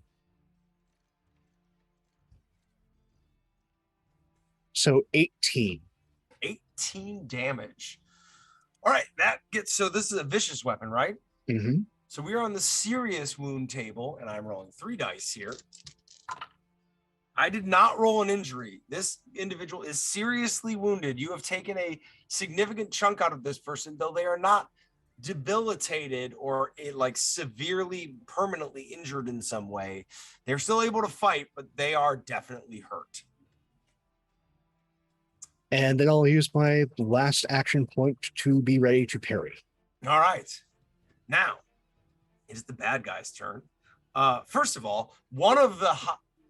Don't we have Gisela? Gisela's turn. You're right. No. My bad. Thank you, everybody. My bad. Gisela, it is your turn. It's almost like every time. There are 2 of the frontliners who haven't been engaged. One of them is gone. One of them is in 2 pieces. One of them is being hit quite badly. One of them is on Eldar's left. One of them is between Eldar and Remshaw. Who would you like to go for? They're all 1 move action away from me. They're all, you moved up, so they're all 1 move action away. Okay. Technically, if you wanted to reach one of the 2 backliners, the 2 riflemen, you could with a charge. Okay. But there are like 4 of them left still. Yes. 3 up front. Yeah, front. 2 in the back, 5. And then somebody is currently drowning in their own blood in the back. I'm less worried about that. Trying to figure out if this feels like it's time for a lesser spell or not. I mean, if you have to think about it, the answer is yes. Okay, so then let's go ahead and cast a lesser prayer.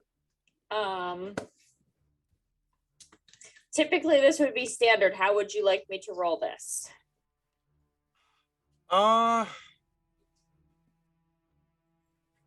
Considering the battlefield right now that you're not engaged, I would make this let's go the -10. We'll just bump everything back 1 because that makes the effort AP more valuable.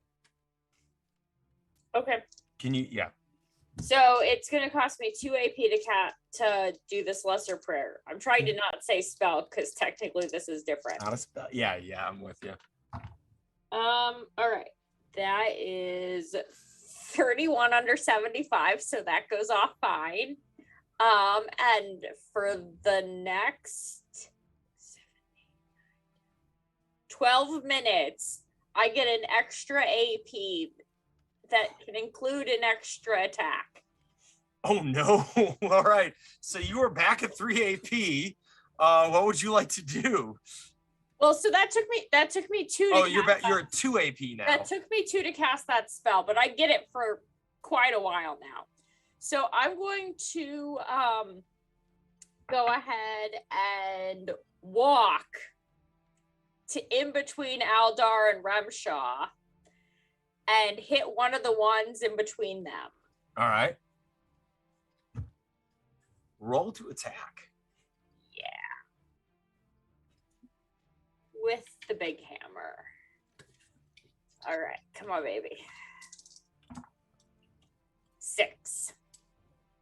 Yeah, that hits. I'm assuming any character probably. Roll that damage. All right. Oh, that was sad and pathetic. I rolled a 1 plus my combat bonus of 6, so 7. That was really sad. 7, unfortunately, is not enough to get through their damage threshold. No, So while you that was a really, really that sad is literally roll. as bad as you can roll. Yeah, it Yeah. was. But I got a really cool spell, so next time I'll be sweet. All right. Yeah, no, seriously. All right. Moving on. It is the bad guy's turn. So the one that is hanging off the side just saw the giant ogre gut his friend. Gut, like completely scissor in half his friend. He's gonna shoot at you in a little bit of a panic. He's fine. He's not fine. That will hit at a 48. Your damage threshold is currently an 11, if I recall correctly. So he needs to roll max damage on this. You know what? He rolled a 1, but it's a gunpowder weapon. Gunpowder weapons explode on 1s and 6s. So I get to roll again. And I rolled a 6, so we're at 7. I rolled another 1, so we're at 8. I rolled a 4, so we're at 12.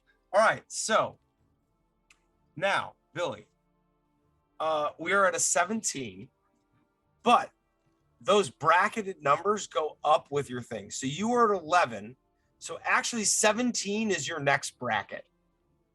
So I only move you from not wounded to lightly wounded. You don't have to roll for an injury. You don't have anything other than this. Basically, like you hear the tinkling of mail that has been knocked off you, and you have a scrape along one shoulder where a bullet grazed you. Because of Pope's inspiration, that went from potentially bad to like, whatever. Well, thanks, Pope. One of the riflemen in the back is going to look back, see their officer, turn around and go to help the officer who is down. The other one is going to shoot at Prax. But he's farther away, and I'm farther away. Barely a miss, and I'm going to use one of my misfortune points to reroll that. That is even more of a miss. I'm going to just accept the judgment of the dice gods here and move on, because we have 2 more individuals. The other ones who have pistols in one hand have swords in the other. They are going to swing at their Aldar first. Hi. 39 under 55 is going to hit. I will spin for parry. All right. I do like doing so 39 under 55 is 2 levels of success. What do you roll for your parry? And what was rolled is still my martial. So roll your regular, like a regular attack, basically. Okay. And I get +10 because of the defensive from the offhand weapon. Yes, you do. So that's 24 under 71. That is significantly more levels of success. You successfully parry that attack. So Yep. nothing happens to you. Gisela, the other one's gonna swing at you. That's a 9 under 55. Yep. All right. This is going to be, well, remember how you rolled your least good damage? I also rolled my least good damage. And since this is not a gunpowder weapon, this one does not explode, sadly. I do 6 damage. I'm assuming your damage threshold is significantly higher. It sort of scratches my leg plate a little. Yeah, I was gonna say, like, if you want to flavor it, like, you actually like turn your thigh so that the leg plate just catches the blade and it just bounces off. Like, the edge alignment is perfect, and as a result, he puts a little like chink in his blade as he just like bounds off and looks, and he's got like a nice notch in his sword now. My damage threshold isn't quite twice that with Aldar's inspiration, but is just under twice. All right, my other guy is gonna try to. All right, the other rifleman who runs back is going to successfully start treating the officer, removing the bolt without killing them. That is the bad guy's turn. We are moving to Remshaw. Remshaw, the one that is fighting Eldar is closest to you. That one is pretty hurt. That is approximately 5 yards away. The one that shot at Prax is also 5 yards away. Who would you like to, or you could go 10 yards to the one fighting Gisela. Now, if my movement is 9, am I able to attack the one that's 10 yards away? Yes, because you have a 1 yard. If you have a 1 yard reach on any of your weapons, yes. Well, I also feel like my vibe from everyone would not be to kill steal from Gisela. That's the vibe that I get. So we're gonna go the lazy route and go super close. Now, what's so I can spend AP to do any of the actions, including, can I do like a perilous stunt and attack? Yes, you can. So of the attack actions, call, shot, cast, magic, melee, range, you can only do one of those a turn, but you can do any of the other ones in addition to that. Okay. So 5 yards away, I would have to move within their range, correct? Yep. And then I want to. If I may, takedown is really good. Yeah, that's after a charge, though. No, you can take down. Oh, you're right. That is if you charged. Yep. No. Disarm is also really good. Disarm is good. Guile. I don't think my guile's that great. Guile is part of what family? Fellowship. Well, I think I might give that a shot just for shits. So everything's so. Oh, I want to walk up to the closest one and try the dirty tricks perilous stunt. All right. What are you doing? Like, just flavor wise. Walking up 5 yards with a scythe, taking like a wide swing to feint with the scythe, and then clocking him like right in the gut but pulling the punch just so he kind of like suckers over like right in the groin like a sucker punch. Nice. Make a guile test. Guile test. So so just if I don't have a point in it, it's just straight willpower. Yes. Or fellowship rather. Mm-hmm. Sorry. Okay. That's a 5 under 46. All right, he is blinded. You fake him out. So blinded opponent. Well, let me pull this up. Can't counterspell, dodge, or parry until the I next. didn't turn. have the GM screen online, which is silly of me. Let me pull up the conditions real quick. They cannot dodge or parry. Mm-hmm. So you have blinded him. What would you like to do now? Hit him with my scythe.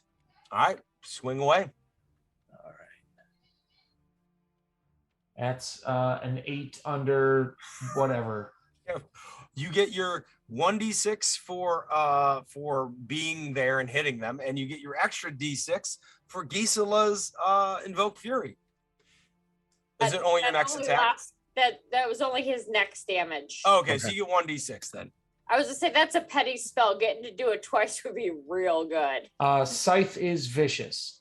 Vicious is I roll extra for like it when I roll for injuries, I have to roll extra dice. Okay. So just 1d6. So 1d6. I will point out that if you do roll something and you don't like the result, fortune points can be used to change the result of a damage dice to a 6 and explode. Uh-huh. Okay. 2. 2. What is your what's your combat bonus? 6. 6. So that 8. would not be enough to beat their damage threshold. Oh, sorry, 7 with the bonus. So 1, 2, 7, 9. Oh wait, so they have the -1. That's still a 7. It still isn't enough to beat. It would be a 9 for me. Oh, it'd be a 9 that with would all the beat their bonuses. bonus with Litany of Hate from Eldar. That does beat it. So they move to lightly wounded as you do manage to hit them, but it is not a deep wound. Yep. So hold on. All right. I'm gonna really quickly roll a. Ooh, they're hanging in there. All right. Nethra, it is your turn. I feel insulted by the individual who thinks that he can actually fire a weapon at me, because apparently he can't hit the broadside of a barn. So I want to shoot him. The rifleman that's closest. Also, I want that toy. So I'm going to take aim for 2 rounds, and he is not far distance, right? Correct. So this is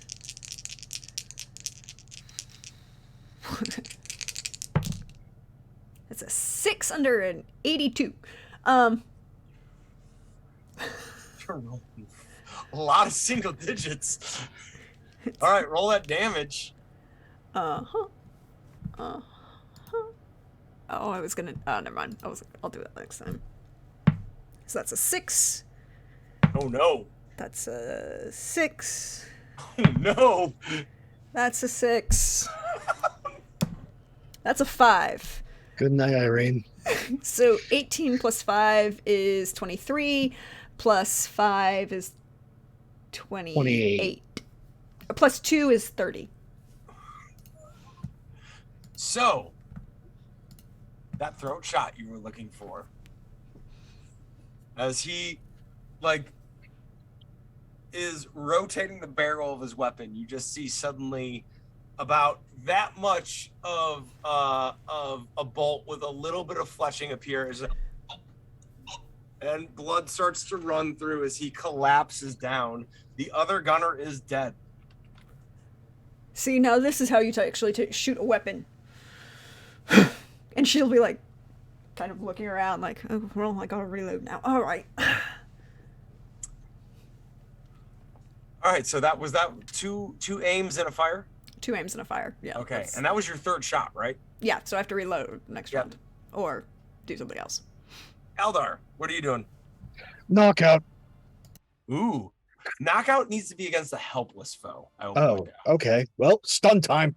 Yep, stun will absolutely work. Make an athletics test. That's a 16 under 64. What do you do to not ring this guy's bell? Again, I'm a dwarf. I'm going to take the basket hilt of my mortuary sword and hit him in the junk. He's definitely stunned as a high-pitched keen goes over the battlefield. He has one less AP for the rest of the battle, for the rest of his life. And Never just calls out, "That's why you wear a cup!" God peace. Uh, Military calls him. and now, with that, I will attack him. All right. 44 under 64. 44. So another crit. So he not only is he down the AP to parry, he couldn't parry anyway. And that's a 5. 4. Which explodes because So, yeah. yeah. So 18. 18. How you grant this individual the mercy of death after what you just did to him. How does Eldar do that? It's slam with the mortuary sword as he's doubling over. It is just draw back and essentially raise, slicing the throat. Coming back into a defensive stance and looking at the last two that are in the line. Mm-hmm. I'm just going, this is the part where you surrender. Gisela. You are 1v1ing your guy because you and Remshaw and Eldar were Eldar and Remshaw were fighting the same guy. Okay. What is that right? Am I crossed I that thought up? I went in between them, but if they were fighting the same guy, then that's fine. Yeah, Remshaw went for the guy fighting with Eldar, so you are That's still fine. 1v1ing. I will be next to them. So I am 1v1ing this guy. He has not taken any hits so far. No. Well, then I'm going to invoke Fury on myself. Okay. Because it only costs me 1 AP to do, and I don't need to move anywhere. So,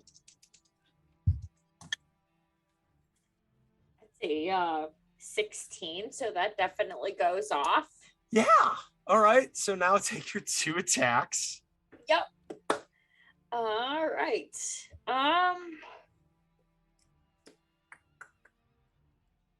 Let's see. You know what?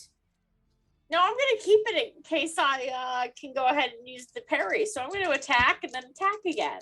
Or Yep. maybe I'll move. Who knows? All right. Oh, I have to scroll all the way up to my combat. That definitely hits with a 46 under 50. Or All I'm right. sorry, under 60. And then that's a 6. Okay, and that's a 1, is 7, but I get a second 6 for I get a second D6 for Invoke Fury. Yep. It's another 6. 13. God damn it, and another 1. This game's so easy, guys. Just roll 6s. Like, what's the problem? Okay, so I had 2 6s and 2 1s, so that's 14 damage plus my combat bonus is another 6. So that's 30 damage? Someone check my math. So, wait. So 2 6s. 6 Well. plus 6 plus 1 plus 1 plus 6. So 21. 18 plus 20. 20. 20. 20. Yeah, Okay. 20. So still hurts. Is the Warhammer a vicious weapon? It is not. It is technically powerful and slow. So if they have the ability to parry, they get a plus 10. Yeah. So don't roll an injury, but these guys are looking rough right now. They're gonna take a quick morale check at minus 20. Who's left? That was actually only my first attack. Terrifying. Roll your second attack. I was saving the second one for in case he died and I got to move first. Yep. No, that tracks. Go ahead. Okay. Ooh, that's much closer. Hold on. No, that is just barely a fail with a 57 over 60. Oh, wait, no, 57 over 60. That's a success. Yay! I know math. All right, roll your 1d6 this time. 1d6 this time. I know how math works. It's another 6. And a 5 plus my 6 for my combat bonus, so that's 12 plus 5 is 17. Did I kill him? He was moderately wounded. He is grievously wounded, so I'm going to go ahead and roll 3d6 for him now. Oh, wait, no. You did 20 on the first one. Mhm. 20 on the first. Yeah, no, he's grievously 17. wounded. So, no, all right. He is battered down to one knee, just like dropping the weapon, holding up his hands, just being like, hi. The gunner who's helping the Really disappointing.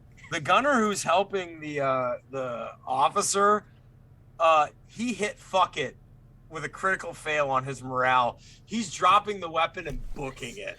I want that. And with that, you guys have successfully defeated an enemy patrol, taken a prisoner, and that's where we're going to end tonight. On the road to the village. All right, thank you all. That was a lot of fun. Prax, I'm handing it back to you. Thank you, Tom. That was a lot of fun. I had a lot of fun. We're going to go around. I'm going to go last to do all the spiel at the end. But we're going to let everybody share some love, what they enjoyed, and then where they can find you all online and what you're doing in your life. So why don't we do in reverse order? So we start with Tom, the wonderful, fabulous GM. Thank you again for being here. Thank you for doing this. Thank you for having me. This has been a lot of fun, shaking off the GM rust on stream and getting back into this. On the interwebs, my Twitter is TP_Grant. It's not as much tabletop presence as, but I'm more just like IRL violence type. A lot of martial arts talk on there. Some Warhammer talk. Honestly, if you want to follow any of the stuff I'm doing, the place to do it is Sacro Paint Chamber on Instagram is where I post my miniature painting stuff. Other than that, I don't have the biggest internet presence here, but it's a lot of fun to be back playing on stream and playing here, Prax. Thank you so much for having me. Always. And don't forget, Cast, you can always put your own links in chat so that everyone can follow you and share all the fun and all the love. Laura, how you doing? How you feeling? How's life?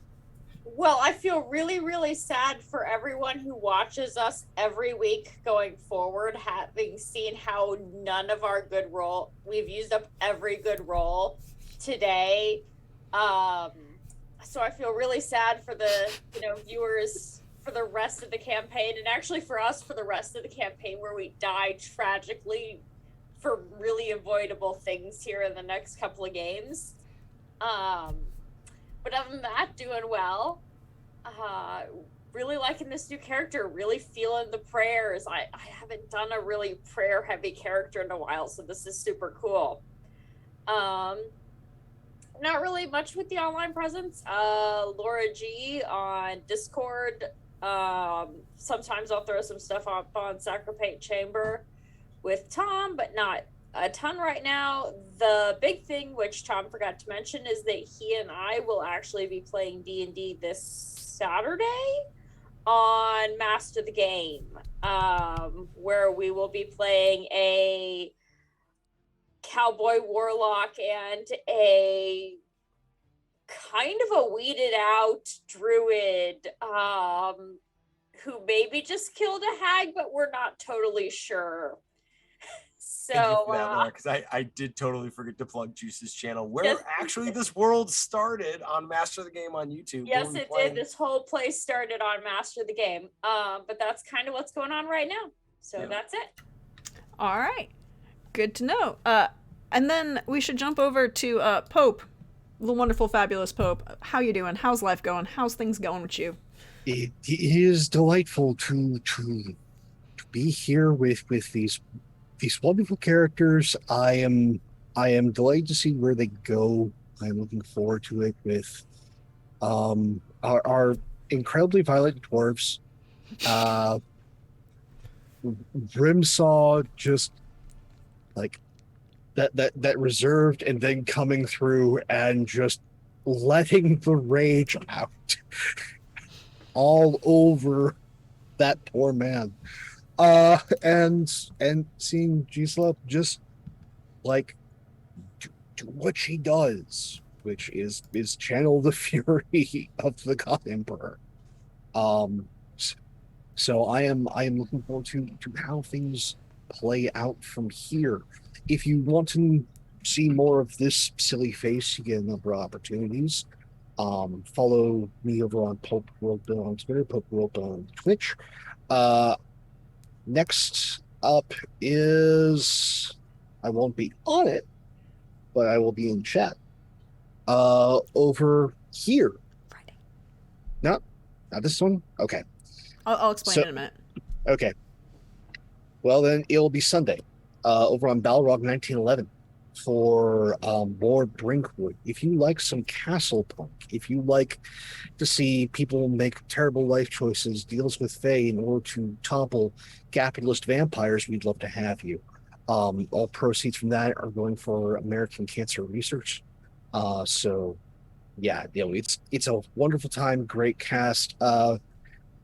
We applauded an assassination. Let's see if we actually succeed.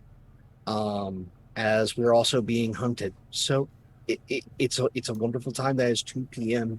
Eastern over on Balrog 1911. Then I am off for a lot of things before a lot of things come back in.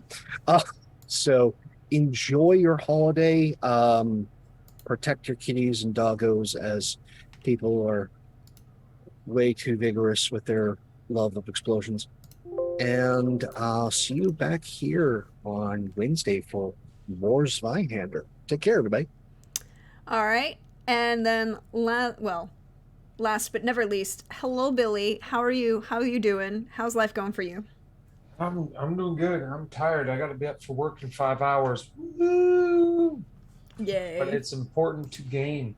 It and is. share time with friends. Yeah, stoked. Stoked. Finally, got to play with this crew and sever a man's spine, which is really something everyone should aspire to do, especially in these trying times. You can find me on the internet at Strength Saves, even though I'm in chat as Bill of the Forest, because that's where all my subs are. And I tried creating a new Twitch account. Just can't really change the names. And if you do, I don't know how to do it because I'm not Gen Z. So I just made another account, and to my dismay, it doesn't transfer over. So the name duality will be ever present. But love playing this crew, love playing this system, love learning new systems and new dynamics. And I was right not to kill steal from Gisela. I'm really glad Remsaw made that choice. And also now not gonna kill steal from Nethra. And I feel like Aldar, it's gonna be a team effort, and I'm okay with that. Yeah.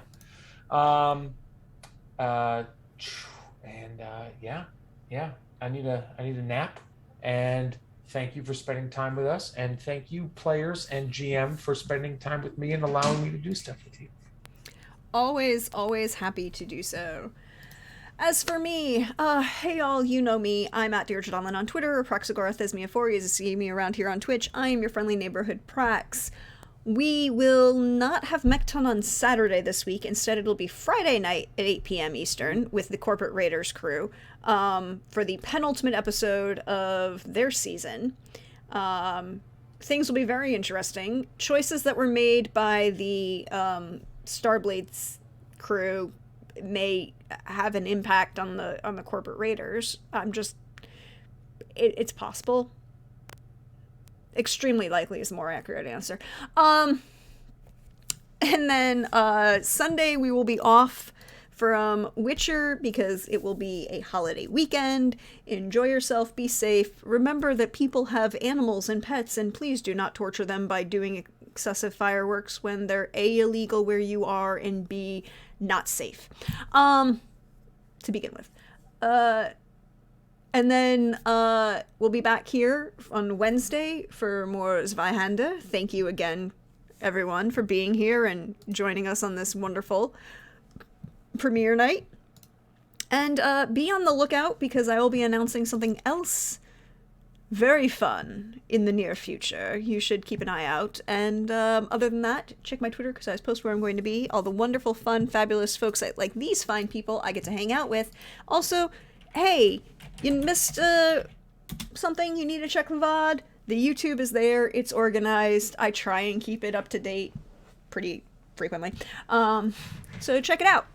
And we should send some love across the internet because that is a thing you do, right? Share your love across the internet. But no one I know or can raid is up, so we're not doing that tonight. Such a shame. Yeah, because I checked. Alright, but until next time, everybody.